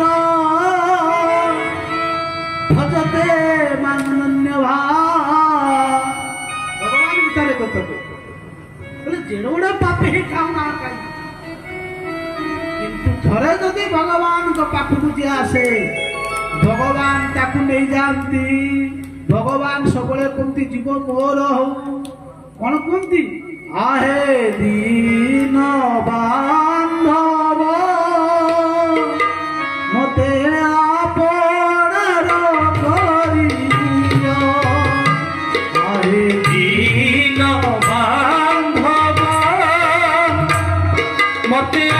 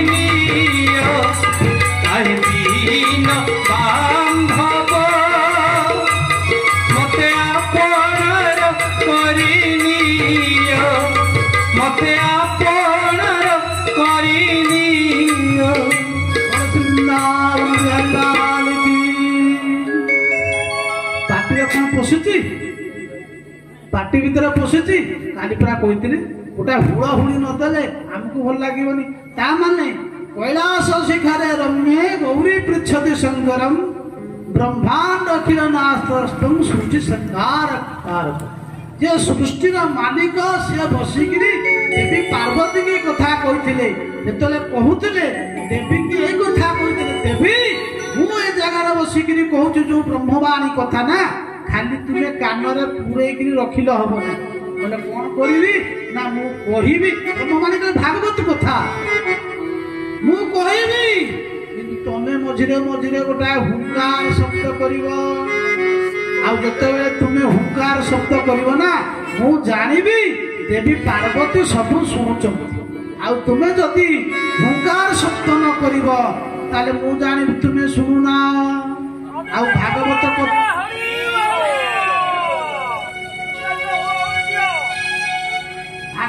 କଥା ହଉଥିବ, ତୁମେ ହୁଙ୍କାର କରିବ ନାହିଁ, ହରିବୋଲ ଦେବ ନାହିଁ, ତାହେଲେ କଣ ହବ? ଆନନ୍ଦେ ବୋଲ ହରି ହରି ହରି କରିବେ ଭଗବାରୀ। ଗୋବିନ୍ଦ ଗୋବିନ୍ଦ ଗୋବିନ୍ଦ ପଦୁ କରୁଛି ମକରନ୍ଦ। ଆଜି ଗୋବିନ୍ଦ କହୁଛନ୍ତି ଥରେ ଗୋପୀ ମାନେ ତୁମେ ଯେତେବେଳେ ଯିଏ ଆସେ ମୋ ପାଖକୁ ମୁଁ ଆଉ ତାକୁ ତ୍ୟାଗ କରେ ନାହିଁ, କିନ୍ତୁ ଗୋଟିଏ ମନକୁ ରଖିବେ ଶରଣାପନ୍ନ ଥରେ ହୁ। ଶରଣାପନ୍ନ ଥରେ ହୁଅନ୍ତି। ଥରେ ଜଣକୁ ସ୍ୱାମୀ କରାଯାଏ, ଦ୍ୱିତୀୟ ଥର ଆଉ ଜଣକୁ ସ୍ୱାମୀ କରାଯାଏ ନାହିଁ। ଥରେ ଯିଏ ହେଲା ସ୍ୱାମୀ ତାର ଆମର ସ୍ୱାମୀ ପ୍ରାଣନାଥ ଗୋବିନ୍ଦ। ଆମେ ଥରେ ଯଦି ଆମେ ଭଗବାନଙ୍କୁ ସମର୍ପଣ ହବା ତାହେଲେ ଅନ୍ୟ ଆଉ କୌଣସି ଦେବତା ପାଖକୁ ଆମେ ଯିବା ନାହିଁ। ଥରେ ଜଗନ୍ନାଥଙ୍କୁ ଯଦି ସମର୍ପଣ ହେଇଗଲା ତୁମର ଜୀବନ ଧନ୍ୟ ହେଇଯିବ। ଭଗବାନଙ୍କୁ ଯିବା କହୁଛି, କଣ କହୁଛି? କହୁଛନ୍ତି ହେ ହୃଦନାଥ ମୁଁ ଥରେ ତୁମର ହେଇଗଲି, ଆଉ ମୁଁ ତୁମକୁ ତ୍ୟାଗ କରିବି ନାହିଁ। ଆଜି ଭଗବାନ କଣ କଲେ? ଗୋପୀ ମାନଙ୍କର ମନ କଥା ବୁଝିଗଲେ, ହେଲେ ଠିକ ଅଛି ଆସ। ଆଜି ଭଗବାନ ବିଶାଳ ବାହୁରେ କହୁଛନ୍ତି କଣ? କହୁଛନ୍ତି କଣ? ବାହୁ ପ୍ରସାର ପରିରମ୍ୟ କରାର କରୁ। ଆଜି ଭଗବାନ ବାହୁ ପ୍ରସାରିତ କରିଦେଲେ। ଏ ଗୋପୀ ମାନେ ସବୁ ଚାଲି ଆସିଲେ, ଆଉ ଭଗବାନଙ୍କ ପାଖରେ ଆସି କଣ କଲେ? ବିଭିନ୍ନ ପ୍ରକାର କ୍ରୀଡ଼ା ମାନ ସବୁ କଲେ। ସୁଖଦେବ ଗୋସ୍ୱାମୀ ରାଜା ପରୀକ୍ଷିତକୁ କହୁଛନ୍ତି ହେ ରାଜା ବାହୁ ପ୍ରସାର ପରିରମ୍ୟ କରାର କରୁ ନିବିଷ୍ଟନ ନାମ ନଖନାଗ୍ର ପ୍ରାପ୍ତି ଖିଲ୍ୱାବ ଲୋକ ହସିତେ ସୁନ୍ଦରୀ ନାମ। କହୁଛନ୍ତି କଣ? ମୁତୟନଂ ରତିପତି ରମୟାଞ୍ଚକାର। ଆଜି ରତିପତି ରମୟାଞ୍ଚକାର। ରତିପତି କି ଜାଣିଛନ୍ତି? ରତିପତି କାମଦେବ। ଯେ କାମଦେବଙ୍କୁ ବାନ୍ଧିକିରି ପକେଇଦେଲେ। କିଏ ସେ? ମଦନ। କହିଲେ କାମ, କାମକୁ ଯିଏ କାମ ଦିଅନ୍ତି ଅର୍ଥାତ୍ ମନମଥ। ମଦନ ମନମଥ। ଯେ ମଦନ କଲେ କାମକୁ ଯେ ମନ୍ଥନ କରନ୍ତି ସିଏ ହଉଛନ୍ତି କିଏ? ସେ ନା ମଦନ ମୋହନ। ଆଜି ମଦନ ମୋହନ କଣ କଲେ? ନା କାମଦେବକୁ ବାନ୍ଧି ଯାଇଛନ୍ତି। ଅର୍ଥାତ୍ ଏଇ ନୀଳା ଭିତରେ କାମନାର ଲେଶ ମାତ୍ର ଗନ୍ଧ ନାହିଁ। ଆଜି ଗୋପୀ ମାନଙ୍କୁ ଡାକିଦେଲେ, ଆଉ ଡାକିଦେଲେ ଯେତେବେଳେ ଗୋପୀ ମାନେ ସବୁ ଚାଲି ଆସିଲେ, ଆଉ କେମିତି ରାସରେ ଭଗବାନ ସୁଖଦେବ ଗୋସ୍ୱାମୀ ରାଜା ପରୀକ୍ଷିତଙ୍କୁ ଯୋଉ ବର୍ଣ୍ଣନା କରିଛନ୍ତି ସଂସ୍କୃତ ଭାଷାରେ କହୁଛନ୍ତି କଣ? ନା ବାହୁ ପ୍ରସାର ପରିରମ୍ୟ କରାର କରୁ ନିବି ସ୍ତନନର୍ମ ନଖଇ ପାତେ। କାହାକୁ ନେଇ ଆସିଲେ, କାହାର ଉଷ୍ଠରେ ଉଷ୍ଠ ଲଗେଇ ଚୁମ୍ବନ ଦେଲେ, କାହାର କୋପଳରେ ଚୁମ୍ବନ ଦେଲେ, କାହାର ଗାଲରେ ଚୁମ୍ବନ ଦେଲେ, କାହାର କର୍ଣ୍ଣମୂଳରେ ଚୁମ୍ବନ ଦେଲେ, କାହାର ନାଭି ଦେଶରେ ଦେଲେ, କାହାର ଉଭୟଦେଶରେ ଦେଲେ। ଭଗବାନଙ୍କର ଇଏ ହଉଛି ଲୀଳା, ଇଏ ହଉଛି ଭଗବାନଙ୍କର କ୍ରୀଡ଼ା। ଆଜି ଗୋପୀ ମାନଙ୍କ ସହିତ ଲୀଳା କଲେ। ଏଠି ଭାବିବନି କୌଣସି ଶାରୀରିକ ସମ୍ପର୍କ, ଏଠି ଶାରୀରିକ ସମ୍ପର୍କ ଖେଳ। ଖେଳ କଣ? କହିଲେ ବାଳକ ଜନ୍ମେ ବିମ୍ବ ଦେଖି ଖେଳ ହି ହୋଇ ସବୁ ଭାଳି। গোবিন্দ গোবিন্দ গোবিন্দ পদু করুচি মকরন্দ। গোবিন্দ গোবিন্দ গোবিন্দ পদু করুচি মকরন্দ। ବାଳକ ସେ କଣ ଦେଖେ ଜାଣିଛ? ତା ଛାଇକି ଦେଖି କୌଣସି ମୀରବା ଛାଇଟା ପଡିଲେ ସେ ବାଳକ କଣ କରେ? ତାକୁ ଦେଖି ଦେଖିଲେ ଡେଇଁ ପଡେ। କାହିଁକି? से भावुची मु जमितिया मो बाक्या उठे किए ठीक से प्रकार भगवान हेले बिंब तांकर प्रतिबिंब हला ये गोपी माने आदि गोपी मानक सहित प्रभु आदि रास करिवे कले ठीक से प्रकार आदि गोपी मानक सहित यही प्रकार रास करूचंती निविस्तन नख नरमही ये द्वारा यही प्रकार लीला करी कले कामदेव को कोन कले रतिपति रमयान चकार रतिपति कहले किए से कामदेव कामदेव को बांधी देले हे कामदेव तुम एठी बस देख मु केमिति ब्रज सुंदरी मानक सहित महारास करूछ काम अधिकार थिला काम कहला विश्व विजयी ये संसार में प्रत्येक जीव मानकू मु सतौची कष्ट दउची वो भयरे भगवान शंकर थरहर ही जा वो भयरे इंद्र भयहित ही जाए आ वो भयरे पितामह ब्रह्मा उर्वशी की घर पाई पकईले जहाँ भी शास्त्र ब्रह्मा बागिया भगवान शंकर से मध्य तरणी गले मोर प्रभाव रे मदन कड़े कामर अभिमान थिला पहुंची गला कोठी ना वृंदावन रे नारद हाथ रे पड़ी गले कहले बाबा नारद रह जा किए शांति रे ना बसंत को नहीं कि आसी पहुंचे बसंत तांकर मित्र होचंती कामंकर मित्र होचंती बसंत तो पवन बड़ पवन नहीं कि आसी दे कहले हे बाबा नारद मो ना होची 13टा ना मो ना सुनिले समस्ते कीट पतंग भयभीत हो जाती कौन मो ना जानिच कहले मदन मन मथ मार मो ना होची मदन मन मथ मार कंदर्प अनंग दर्प पद्मिन एमती हिसाब कले 13टा ना होची कामंकर कहले मो ना रे सब भयभीत मो सहित युद्ध करिब संसार किए अछि नारद कहले ये बेचारा तोर पागला बुद्धि छाड़े तो सहित युद्ध करिया तोर अहंकार को नष्ट करिवे से किए ना गोपाल तुम जाओ गोपाल के पाखरे पहुंची गले कामदेव गोपाल गाय चोरउछंती गोपाल पचारिले कृष्ण पचारिले किए ना मु होची कामदेव कहले मु आसे तुम से युद्ध करियो आ पाई कहले तुमे मो संग युद्ध करिवो ना हां ना युद्ध केमिति करिवो नगर रे करिवो ना युद्ध भूमि रे करिवो कहले मु युद्ध भूमि रे करबी युद्ध भूमि रे कले बहुत आनंद कहले ठीक अछि मु सेई दिन तुम सहित युद्ध करिवि युद्ध भूमि रे रास पूर्णिमा रे मु जतले भज सुंदरी मानकू ब्रज कुमारी मानक सहित रास करी आउ से समय तुम्हें आसी पहुंचब आज भगवान रास करेंगे आसी पहुंचीगला भगवान अतिपति रमयान चकार बांधी पकईले बांधिक कले बस देख मु कौन करुछ तेणु आज कौन कले ना गोविंद कौन कले गोपी मान से रास आरंभ करदे सहित जो विभिन्न प्रकार क्रीड़ा कले आज कौन हला ना गोपी मानक मनक मध्य कौन हला ना अहंकार हो गला कौन से अहंकार गोपी मानक मध्य टिके अहंकार है कौन अहंकार हो गला कहला अरे अरे अरे देखो देखो अरे आम लागिया किए भाग्यवान संसार नहांती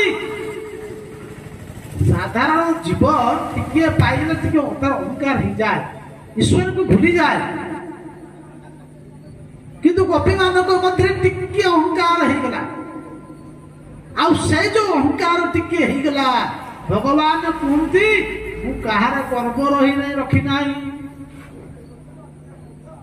अरे मोर ना होची गर्ववंजन जो माने गर्वी तांको गर्व को विनाश करिवा पई मु जन्म देछि अहंकार इंद्र कले इंद्र अहंकार रहिला अरे इंद्र अहंकार कले इंद्र अहंकार रहिला ब्रह्मा अहंकार करथिले ब्रह्मा कहले मुंडे होउछंती ब्रह्मा पितामह ब्रह्मा अरे सुर नर नाग मनुष्य देवता माने मते पूजा करंती ଇଏ ସାଧାରଣତଃ ଗୋଟାଏ ଗୋପାଳ ବାଳକ 5 ବର୍ଷର ଗୋଟାଏ ବାଳକ ଆରେ ତାକୁ ପୁଣି ଦେବତା ମାନେ ପୁଷ୍ଟି କରୁଛନ୍ତି। ଆରେ ଆରେ ଆରେ ଆରେ ମତେ ପୂଜା କରିବା କଥା, ମୋର ସ୍ତୁତି କରିବା କଥା, ଆଉ ଦେବତା ମାନେ ଯାଇକିରି ଇଏ ମର୍ତ୍ତ୍ୟରେ ଗୋଟାଏ ମାନବ ଗୋଟିଏ ବାଳକ ଗୌର ପିଲା ପାଖରେ ବସିକିରି ସ୍ତୁତି କରୁଛନ୍ତି।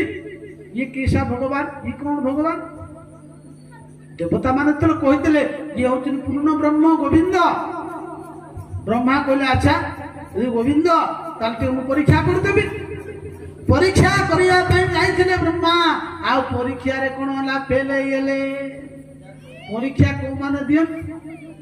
ଶିକ୍ଷକଙ୍କ ପାଖରେ ଶିଷ୍ୟ ବା ଛାତ୍ର ପରୀକ୍ଷା ଦିଅନ୍ତି, କିନ୍ତୁ କି ଓଲଟା ଭଗବାନ ହେଲେ ଶିକ୍ଷକ, ବ୍ରହ୍ମା ହେଲେ ତାଙ୍କର ଛାତ୍ର। କିନ୍ତୁ ବ୍ରହ୍ମା କହୁଛନ୍ତି ମୁଁ ଆଜି ଶିକ୍ଷକଙ୍କୁ ପରୀକ୍ଷା ଦେବି, ଅର୍ଥାତ୍ ସିଏ କହୁଛନ୍ତି ଶିକ୍ଷକ ମୋ ଗୁରୁ, ତାହେଲେ ମୁଁ ପରୀକ୍ଷା ଦେବି। ତାହେଲେ ବ୍ରହ୍ମା ଆଜି କଣ କଲେ ନା ପରୀକ୍ଷା କଲେ, ଆଉ ପରୀକ୍ଷାରେ କଣ ହେଲେ? ସମ୍ପୂର୍ଣ୍ଣ ଫେଲ ହେଇଗଲେ।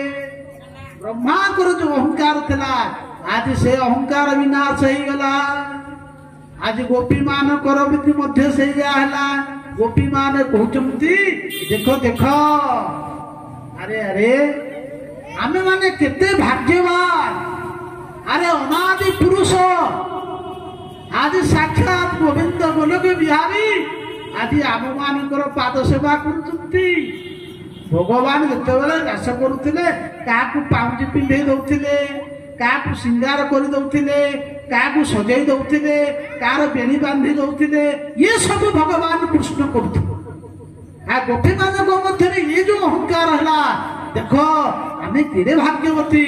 ଆରେ ସାକ୍ଷାତ ଭଗବାନ ବ୍ରହ୍ମ ଆଜି ସିଏ ଆମର ପାଦ ସେବା କରୁଛନ୍ତି। ତେଣୁ କହୁଥିଲି ଗୋପୀ ମାନେ କହୁଛନ୍ତି ଆମ୍ଭର ପ୍ରାୟ ଭାଗ୍ୟବନ୍ତ। ଆମ୍ଭ ବାଗିଆ ଭାଗ୍ୟବନ୍ତ କିଏ ଅଛି? ଏଇ ଗୋପୀ ମାନଙ୍କର ଅହଙ୍କାରରେ ଭଗବାନ ଜାଣିଗଲେ, କହିଲେ ଦେଖ ରବିନ୍ଦୁ ଅନାଦି ପୁରୁଷ ଆମ୍ଭର ହୋଇଲେ ସେ ବସ, ସେ ଆମର ଅଧୀନସ୍ଥ ହେଇଗଲେ। ଭଗବାନ ତ ସବୁବେଳେ ଭକ୍ତର ଅଧୀନ। ଭଗବାନ ତ ଏ କଥା ମନା କରିନାହାନ୍ତି। ଭଗବାନ ତ ସବୁବେଳେ ସ୍ୱୀକାର କରିଛନ୍ତି ମୁଁ ତ ଭଗତର ଅଧୀନ, ଦୁର୍ଜୟ ମୋର ଦେହ, ମୁଁ ଭଗତ ଭାବେ ମୁଁ ବନ୍ଧନ, ମୁଁ ଭକ୍ତର ଭାବରେ ଭକ୍ତିରେ ମୁଁ ସମ୍ପୂର୍ଣ୍ଣ ଭାବରେ ବନ୍ଧ ନେଇଯାଏ। ଭକ୍ତ ମତେ ଯେମିତି ନଚାଏ ମୁଁ ଠିକ ସେଇ ପ୍ରକାର ନଚାଏ। କିନ୍ତୁ ଭକ୍ତ ଏ କଥା ଠିକ ଭଗବାନ କହିଲେ, କିନ୍ତୁ ଭକ୍ତ କେବେ କହିବ ନାହିଁ ମୁଁ ଭଗବାନକୁ ବନ୍ଧନ କରିଦେବି। ବନ୍ଧନ କଲେ ଭକ୍ତ ବାନ୍ଧି ପାରିବ? ମା ଯଶୋଦା କହିଥିଲେ, ମା ଯଶୋଦା କଣ କହିଲେ? ମା ଯଶୋଦା କହିଲେ ମୁଁ କୃଷ୍ଣକୁ ବାନ୍ଧି ଦେବି। ବାନ୍ଧି ପାରିଲେ? ବାନ୍ଧି ପାରିଲେ ନାହିଁ। କାହିଁକି ନା ନିଜର ଅହଙ୍କାର ଥିଲା ମୁଁ ବାନ୍ଧି ପକେଇବି। ଭଗବାନ କୁହନ୍ତି ଯିଏ ମତେ କହେ ମୁଁ ବାନ୍ଧି ପକେଇବି ସିଏ ମତେ ବାନ୍ଧି ପାରେ ନାହିଁ। ବୋଲ ଆନନ୍ଦ କନ୍ଦ ଭଗବାନ କି।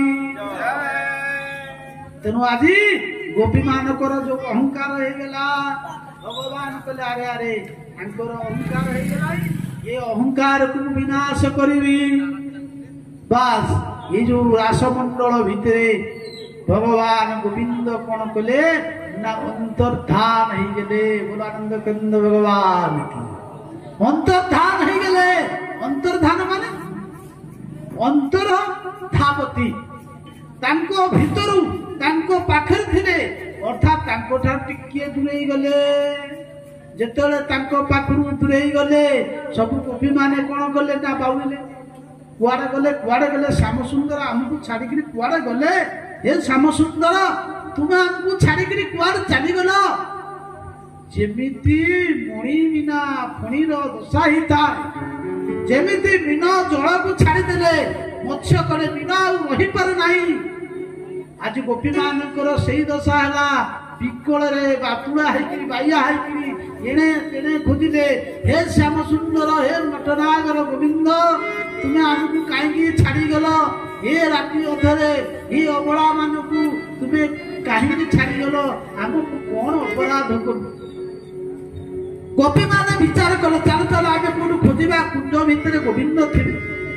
ସବୁ ଗୋପୀ ମାନେ ଖୋଜିଲେ, ଦେଖିଲେ ଖୋଜୁ ଖୋଜୁ ଖୋଜୁ ଖୋଜୁ କଣ ହେଇଛନ୍ତି ନା ବାଲିରେ ଦେଖିବାକୁ ପାଇଲେ ଶ୍ୟାମ ସୁନ୍ଦରଙ୍କର ପାଦ ଦିଟା ପଡିଛି, ଆଉ ତାଙ୍କ ପାଖରେ ଆଉ ଜଣେ ଗୋପୀଙ୍କର ପାଦ ପଡିଛି।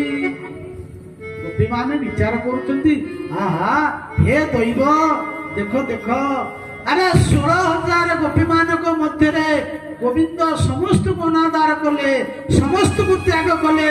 ମୁଁ ଆମଠାରୁ ଜଣେ କେମିତି ଶ୍ରେଷ୍ଠ ଅଛି?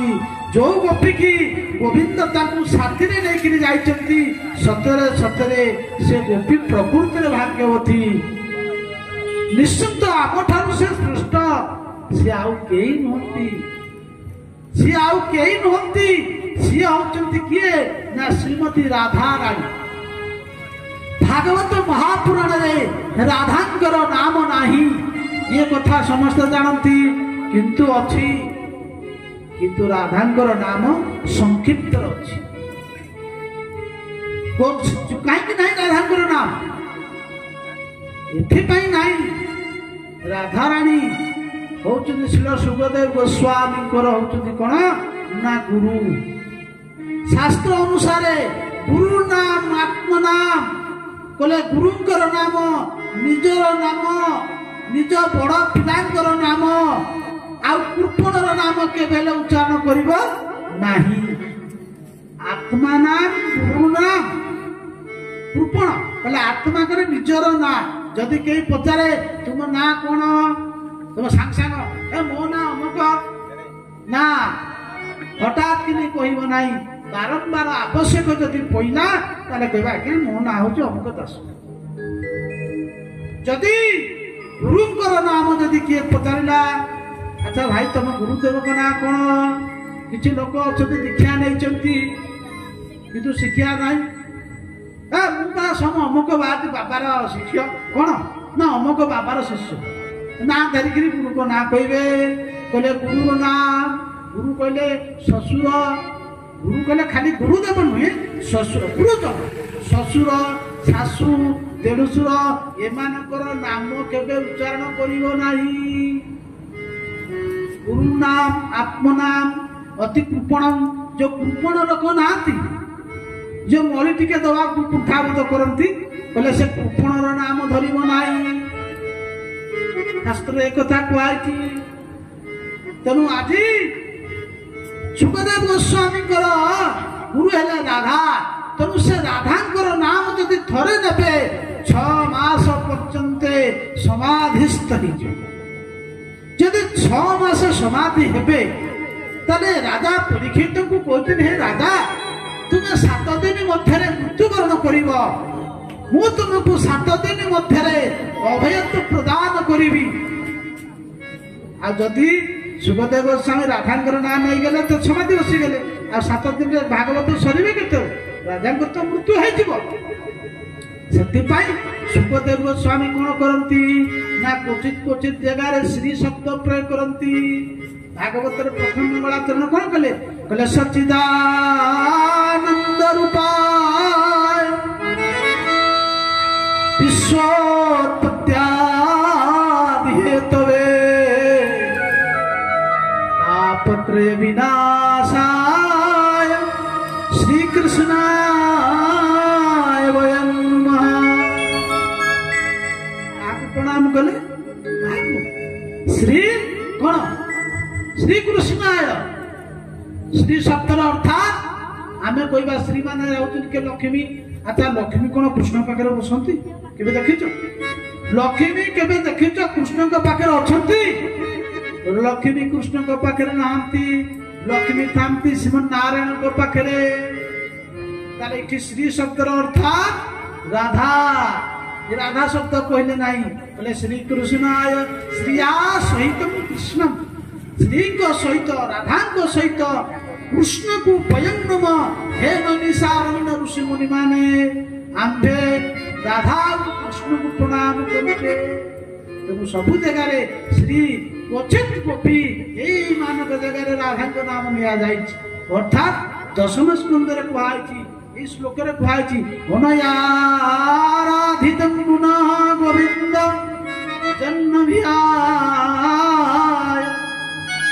ମାନେ କହୁଛନ୍ତି ଅନୟାରାଧିକା ନୁନ ଚକ୍ରବର୍ତ୍ତୀ ପାଦ କହିଲେ ଅନୟା ରାଧାଙ୍କର ଗୋଟିଏ ନାଁ ହଉଛି ଅନୟା ଅନୟା ଆରାଧିତା ଅନୟା କହିଲେ ରାଧାଙ୍କ ଦ୍ୱାରା ବା ଅସ୍ମତ୍ ଶବ୍ଦ ଚତୁର୍ଥୀ ଏକବଚନ ଅନୟା ଅର୍ଥାତ୍ ଅନୟା କହିଲେ ଏହାଙ୍କ ଦ୍ୱାରା ଆରାଧିତ ହେଇଥିବା ଗୋବିନ୍ଦ ଅର୍ଥାତ୍ ରାଧା ରାଧାଙ୍କର ନାମ ଏଇ ପ୍ରକାର କୁହାଯାଇଛି। ଆଜି ଗୋପୀ ମାନେ କହିଲେ ଇଏ ଭାଗ୍ୟବାନ ହଉଛି ଭାଗ୍ୟବତୀ ଗୋପୀ କିଛି ବାଟ ଯାଇଛନ୍ତି ଶ୍ୟାମ ସୁନ୍ଦର ଗୋପୀକି ନେଇକିରି ଯାଇଛନ୍ତି ଆଜି କଣ ହଉଛି ବାଲିରେ ଚାଲି ପାରୁନାହାନ୍ତି ପାଦ ଦବି ଯାଉଛି। ରାଧାରାଣୀ କହୁଛନ୍ତି ହେ ଶ୍ୟାମ ସୁନ୍ଦର ମୁଁ ଆଉ ଚାଲି ପାରିବି ନାହିଁ। ରାଧାଙ୍କ ମନରେ ଅଭିମାନ ଆସିଗଲା ଦେଖ ଦେଖ ଏତେ ଗୋପୀ ମାନଙ୍କୁ ଛାଡିକିରି ଶ୍ୟାମ ସୁନ୍ଦର ମତେ ଆସି ନେଇଛନ୍ତି ମୁଁ ପ୍ରକୃତ ଭାଗ୍ୟବାନ। ଭଗବାନ ଜାଣିପାରିଲେ ରାଧାଙ୍କର ବି ଅହଙ୍କାର ହେଲା। ରାଧା କହୁଛନ୍ତି ହେ ଗୋବିନ୍ଦ ହେ ପ୍ରାଣନାଥ ମୁଁ ଆଉ ଚାଲି ପାରିବି ନାହିଁ ମତେ କାନ୍ଧରେ ଟିକେ ନେଇଯାଅ। ଗୋବିନ୍ଦ କହିଲେ ଏଇ ଗୋଟିଏ କଥା ହଉ ଆସ ଆସ। ଭଗବାନ ଗୋବିନ୍ଦ କଣ କଲେ କହିଲେ ହେ ଶ୍ରୀମତୀ ରାଧାରାଣୀ ତୁମେ ମୋ କାନ୍ଧରେ ବସ। ଯେମିତି ପାଦ ପକାନ୍ତି ଭଗବାନ ଗୋବିନ୍ଦ ଦର୍ଶନ ହେଇଗଲେ ବୋଲ ଗୋବିନ୍ଦ ଭଗବାନ କି ମୋହିଥିଲି ଏକ ମାଟିର ପିତୁଳା ହୋଇଥିଲି ଭାରି ବିରସ ମୋହିଥିଲି ଏକ ମାଟିର ପିତୁଳା ହୋଇଥିଲି ଭାରି ବିରସ ରଙ୍ଗ ଗୋଲା ଛାଇ তুমি দিল রঙ্গ গোলা ছাড়ি তুমি দিল করি দেই তুম তুলি পরশ হইছিলে ভারস হইছিলে ভারি বিরস মোহিଥିଲି ଏକ ମାଟିର ପିତୁଳା ହୋଇଥିଲି ଭାରି ବିରସ ହୋଇଥିଲି ଭାରି ବିରସ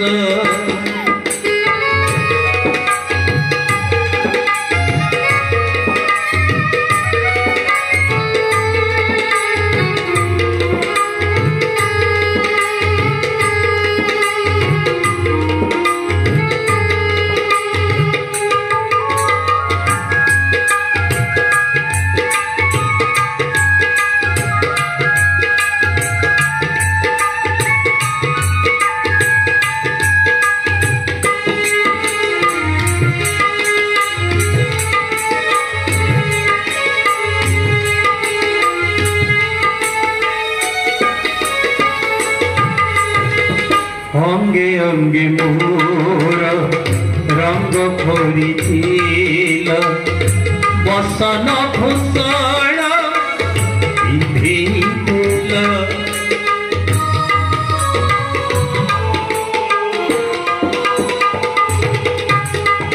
নয়নরে মোর দিল কচল দিশিগলা মুখ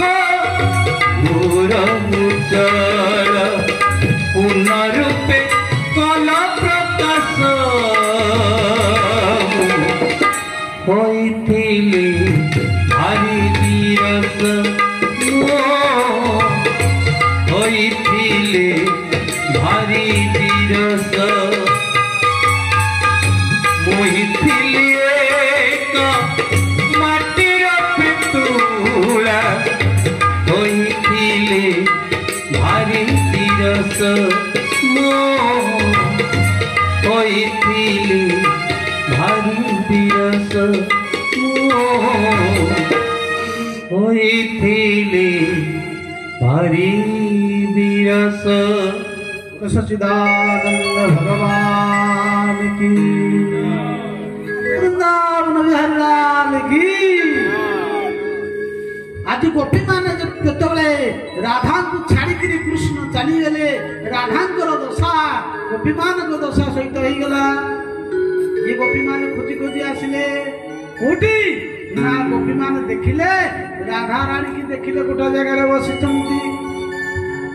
गोपी मान मध्य आलोचना हला, हे गोपी माने प्राणनाथ श्याम सुंदर मत छाड़ी चली गले, तुमर जो दशा मोर आज से दशा। चलो चलो आज आम अन्वेषण करवा खोजा। गोपी माने अन्वेषण करने यमुना कूल को आईले, यमुना कूल देखिले गोविंद को पाइले ना। जिते गोविंद को न पाऊ जमी कृपण धन पाई हरई देले जो प्रकार ही जाए।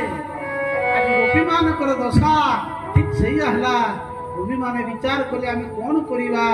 चलो चलो भगवान कुंती बोले अच्युत दार कथा प्रसंगा, जो अच्युत कथा प्रसंग आलोचना है भगवान से जगह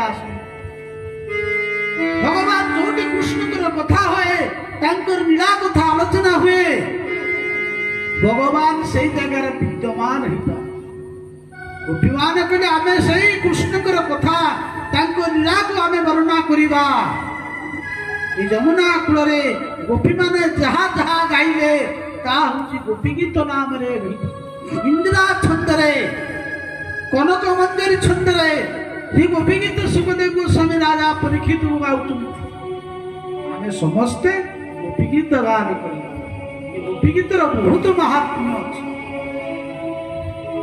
गोपी मान जने गोपी गाइले प्रथम कौन कहले जयति तेधिका जन्मना ब्रज श्रयत इंदिरा शाश्वत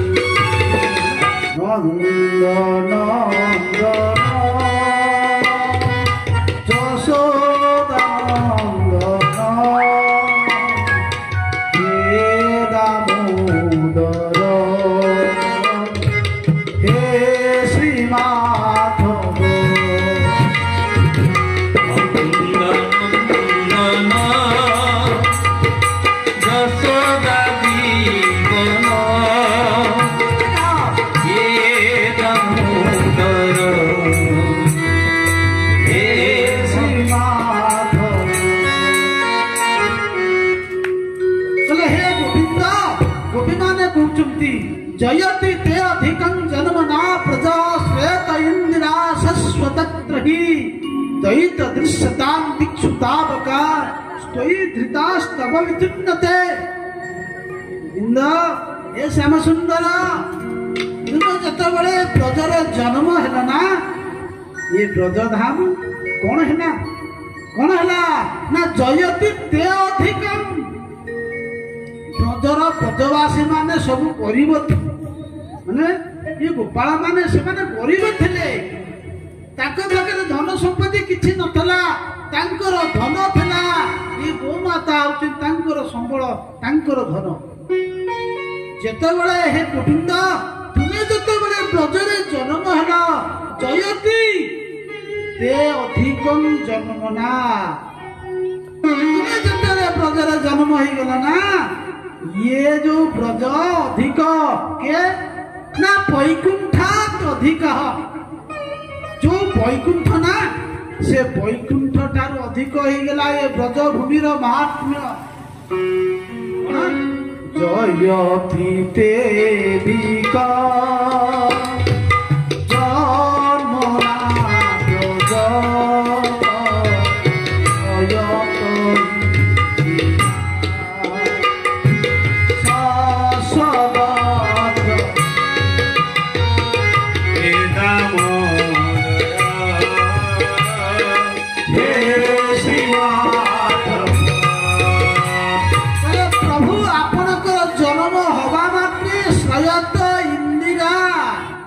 साक्षात इंदिरा कहले महालक्ष्मी। लक्ष्मी 10टी ना गंठी पकाउछ ना कौन जानिछ? लक्ष्मी पुराण पढ़ुथे सुदुषा व्रत करुवे 10टा गंठी। प्रथम गंठीर ना कौन अटे? कौन शुभुनी जानी तो? प्रथम गंठीर ना अटे कमलिनी। द्वितीय गंठीर नाम अटे सिंदूर। अरे भाई आमे बाबाजी लोक सब करू तमें सब जानते तमें कह। चतुर्थ गंठीर नाम अटे पद्मालया। पंचम गंठीर नाम भूल कहूँ ना ठीक कहूँ? मुझे शुणी शुणी मन रखी बोल वृंदावन बिहारी लाल की। तेणु गोविंद ते अधिकम श्रेयते इंदिरा। इंदिरा कहले लक्ष्मी गोटे ना होती इंदिरा। कहले लक्ष्मी पद्मालया पद्मा। लक्ष्मी पद्मालया पद्मा। इंदिरा लोकमाता क्षीराब्धि तनया रमा भार्गवी लोकजननी क्षीरसागर कन्या। ये लक्ष्मी उठी गोटे ना। तेणु इंदिरा साक्षात महालक्ष्मी आज कौन करछंती ना ब्रजधाम को आसीचंती तुमर जन्म महोत्सव को देखिबा। अर्थात साक्षात महालक्ष्मी विद्यमान अछंती। हे दैत दृश्यता हे दैत हे सखा हे प्राणनाथ टिके आमको टिके दृश्य आमको टिके देख। ये गोपी मान को तुम्हें छाड़ी देकर जो अरण्य भितर अंधकार रे चली गल ये तुमर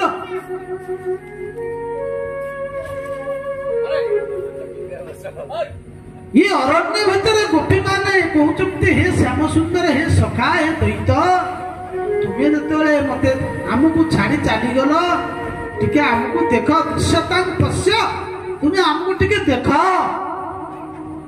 विचुन्नते आमे तुमको खोजुचु ये अरण्य भितर विचुन्नते माने विचरण करूचु आमे तुमको खोजुचु तुमको अन्वेषण करूचु तुम्हें टिके आमको देखा। द्वितीय गोपी माने कहूँ जन आउ जन गोपी गाउछि कौन कहूँ सरधुदास साधुदा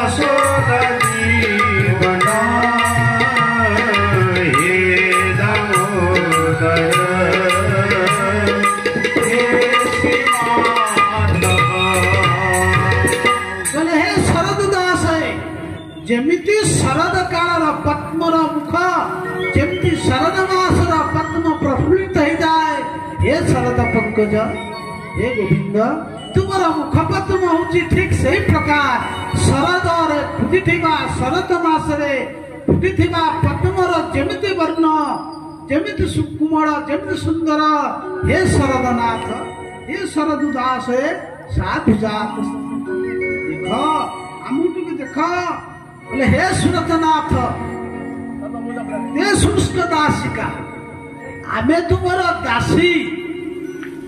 अरे अरे किए दासी के त्याग करे एमती संसार दासी मिलू ना चाकरिया लोक पैसा अच्छी घर काम करने लोक ना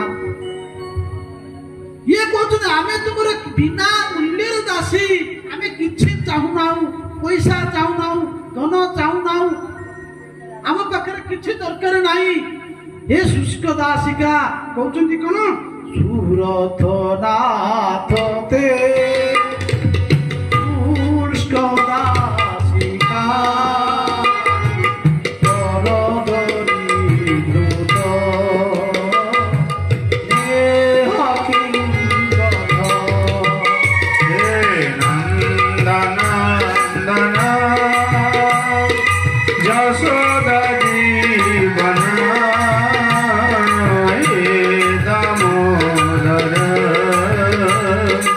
हे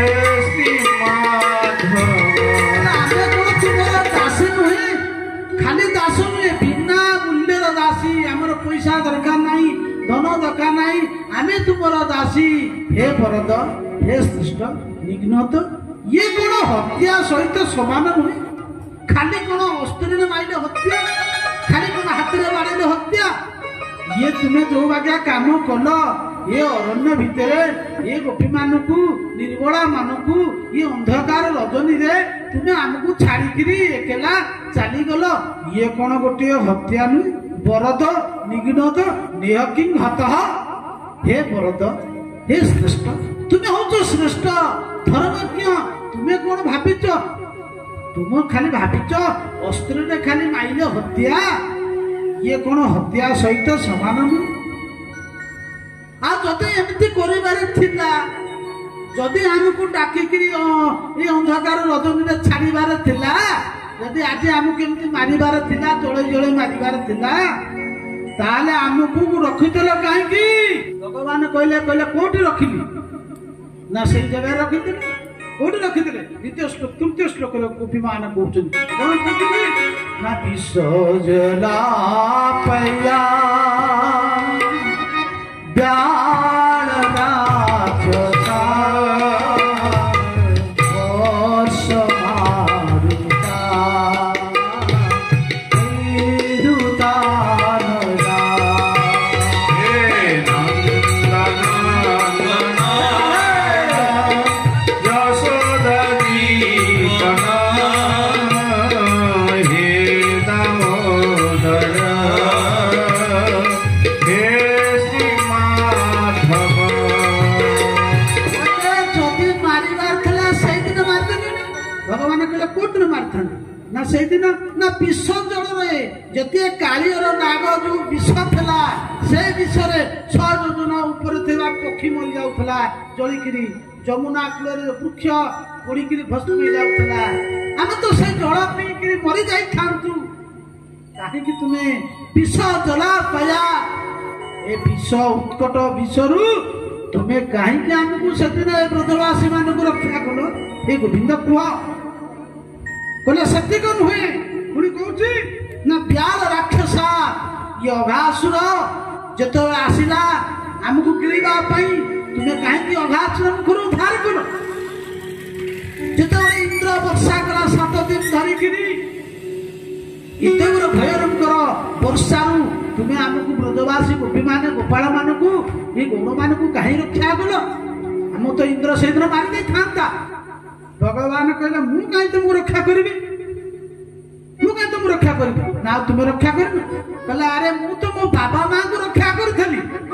ମୋ ବାବା ନନ୍ଦ, ମୋ ମା ଯଶୋଦା, ମୋ ଭାଇ ବଳଦା ରୋହିଣୀ ମାଙ୍କୁ ରକ୍ଷା କରୁଥିଲି। ତୁମେ ଯାଇକି ତା ଭିତରେ କେମିତି ହେଇଗଲ? ସେଟା ମୁଁ କଣ ରକ୍ଷା କରୁଛି? ଭଗବାନ ଯେତେବେଳେ ଏ କଥା ଗୋପୀ ମାନେ କହିଲେ ଆଚ୍ଛା ଠିକ ଅଛି, କହିଲେ ଆଚ୍ଛା ତାହେଲେ ବୃଷାସୁର କାହିଁ ରକ୍ଷା କଲ? ଅଗ୍ନି ଦାବାଗ୍ନରୁ କାହିଁ ରକ୍ଷା କଲ? ହେ ବିଷବ, ହେ ଭୟଂ ରକ୍ଷିତା, ତୁମେ ଆମକୁ କାହିଁକି ରକ୍ଷା କଲ? ହେ ଗୋବିନ୍ଦ, ଭଗବାନ ଯେତେବେଳେ କହିଲେ ମୁଁ ବାବା ମାଙ୍କୁ ରକ୍ଷା କରିଥିଲି, ତୁମେ ପଶିଗଲ। ଗୋପୀ ମାନେ ବୁଲି ପଡି କହୁଛନ୍ତି, କହିଲେ ଆଚ୍ଛା ଆଚ୍ଛା ଆଚ୍ଛା ତୁମେ ବାବା ମାଙ୍କର ପୁଅ? କହିଲେ ନା ନା, ତୁମେ ତୁମ ନନ୍ଦ ବାବା ଯଶୋଦା ମାର ପିଲା ନୁହେଁ। ଭଗବାନ ଟିକେ ରାଗିଗଲେ, କହିଲେ ଆଚ୍ଛା ମୁଁ ବାବା ନନ୍ଦ ବାବାଙ୍କ ପୁଅ ନୁହେଁ? କହିଲେ ନା, ତୁମେ ନନ୍ଦ ବାବାଙ୍କର ପୁତ୍ର ନୁହେଁ। ଭଗବାନ କହିଲେ ଆଚ୍ଛା ତାହେଲେ ମୁଁ କାହାର ପୁଅ? ଗୋପୀ ମାନେ ଚତୁର୍ଥ ନମ୍ବର ଶ୍ଲୋକରେ କହୁଛନ୍ତି, କଣ କହୁଛନ୍ତି? ନା ନଖଳୁ ଗୋପିକା ନନ୍ଦ ନନ୍ଦନ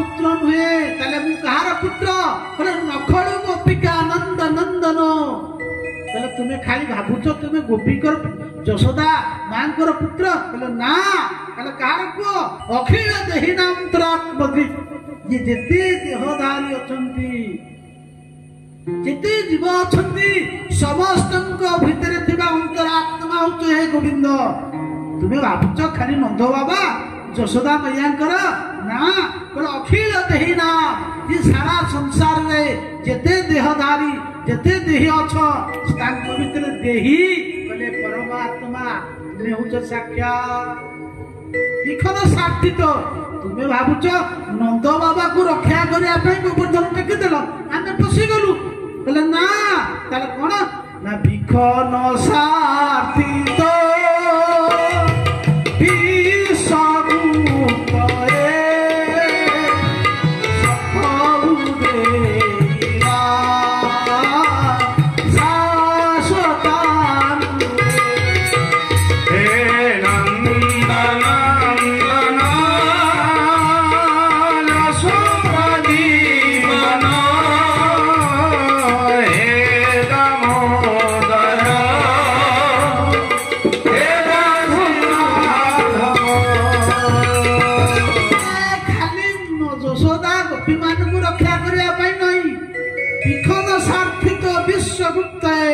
विखन कहले ब्रह्मा ब्रह्मांकर स्वार्थ रक्षा करिया पई देवतांकर स्वार्थ रक्षा करिया पई हे विश्वर गुप्त निधि तुम्हें सारा ब्रह्मांड रहउच निधि ये विश्व निधि हे विश्वम्बर विघन सार्थी तो देवता मानकर कथा रक्षा करिया पई तांकर स्वार्थ रक्षा करिया पई हे विश्व निधि विश्वगुप्त सखा उदयवा ये सखा उदयवा तुम्हें उदय हैच कोठी शाश्वतांकुले तुम्हें शाश्वत मंचरे तुम्हें उत्पन्न हैच तुम्हें कहउछ नंदवान ना तुम्हें नंदवानकर पुत्र नुहे भगवान बहुत कथा अछि आलोचना कले रा सब सरीबने विश्राम दे हेबो नाही शेषरे गोपी माने कहले हे गोविंद तुमर कथा जो माने सुनंती तांकर जहा दशा होए छाड़ एमिते शुणी शुणी किरी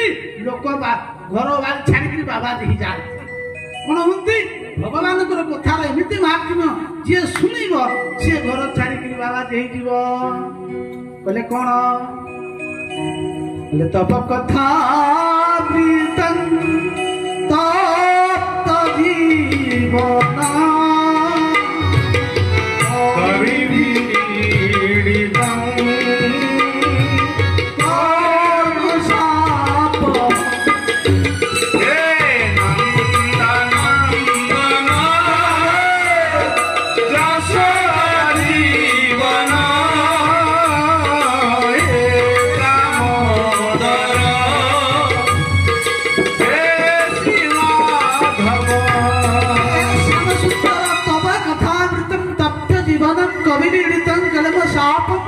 तुमर कथा किए थरे शुणी कौन है सब किसी छाड़ी तार जिते कलमुष अच्छी भगवान कथा जो मैंने शुणती कौन हुए परम मंगल बाणी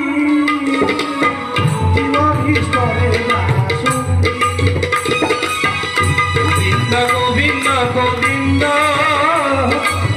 मधु करुचि मकरंद समस्त कलमुष दे जाए कौन कहते कौन कृष्ण कथा जे शुणती अथवा बदने गुणती जे भगवान कथा गुण कीर्तन करती कौन हुए ना तांकर समस्त कलमुष नष्ट हो जाए कलमुष कहले पाप तप कथा भूतम तप्त जीवन तप्त कहले जो माने संसार रूप रे तापरे तापित होचंती संसार तीन प्रकार ताप अच्छी आदि भौतिकी आध्यात्मिकी आदि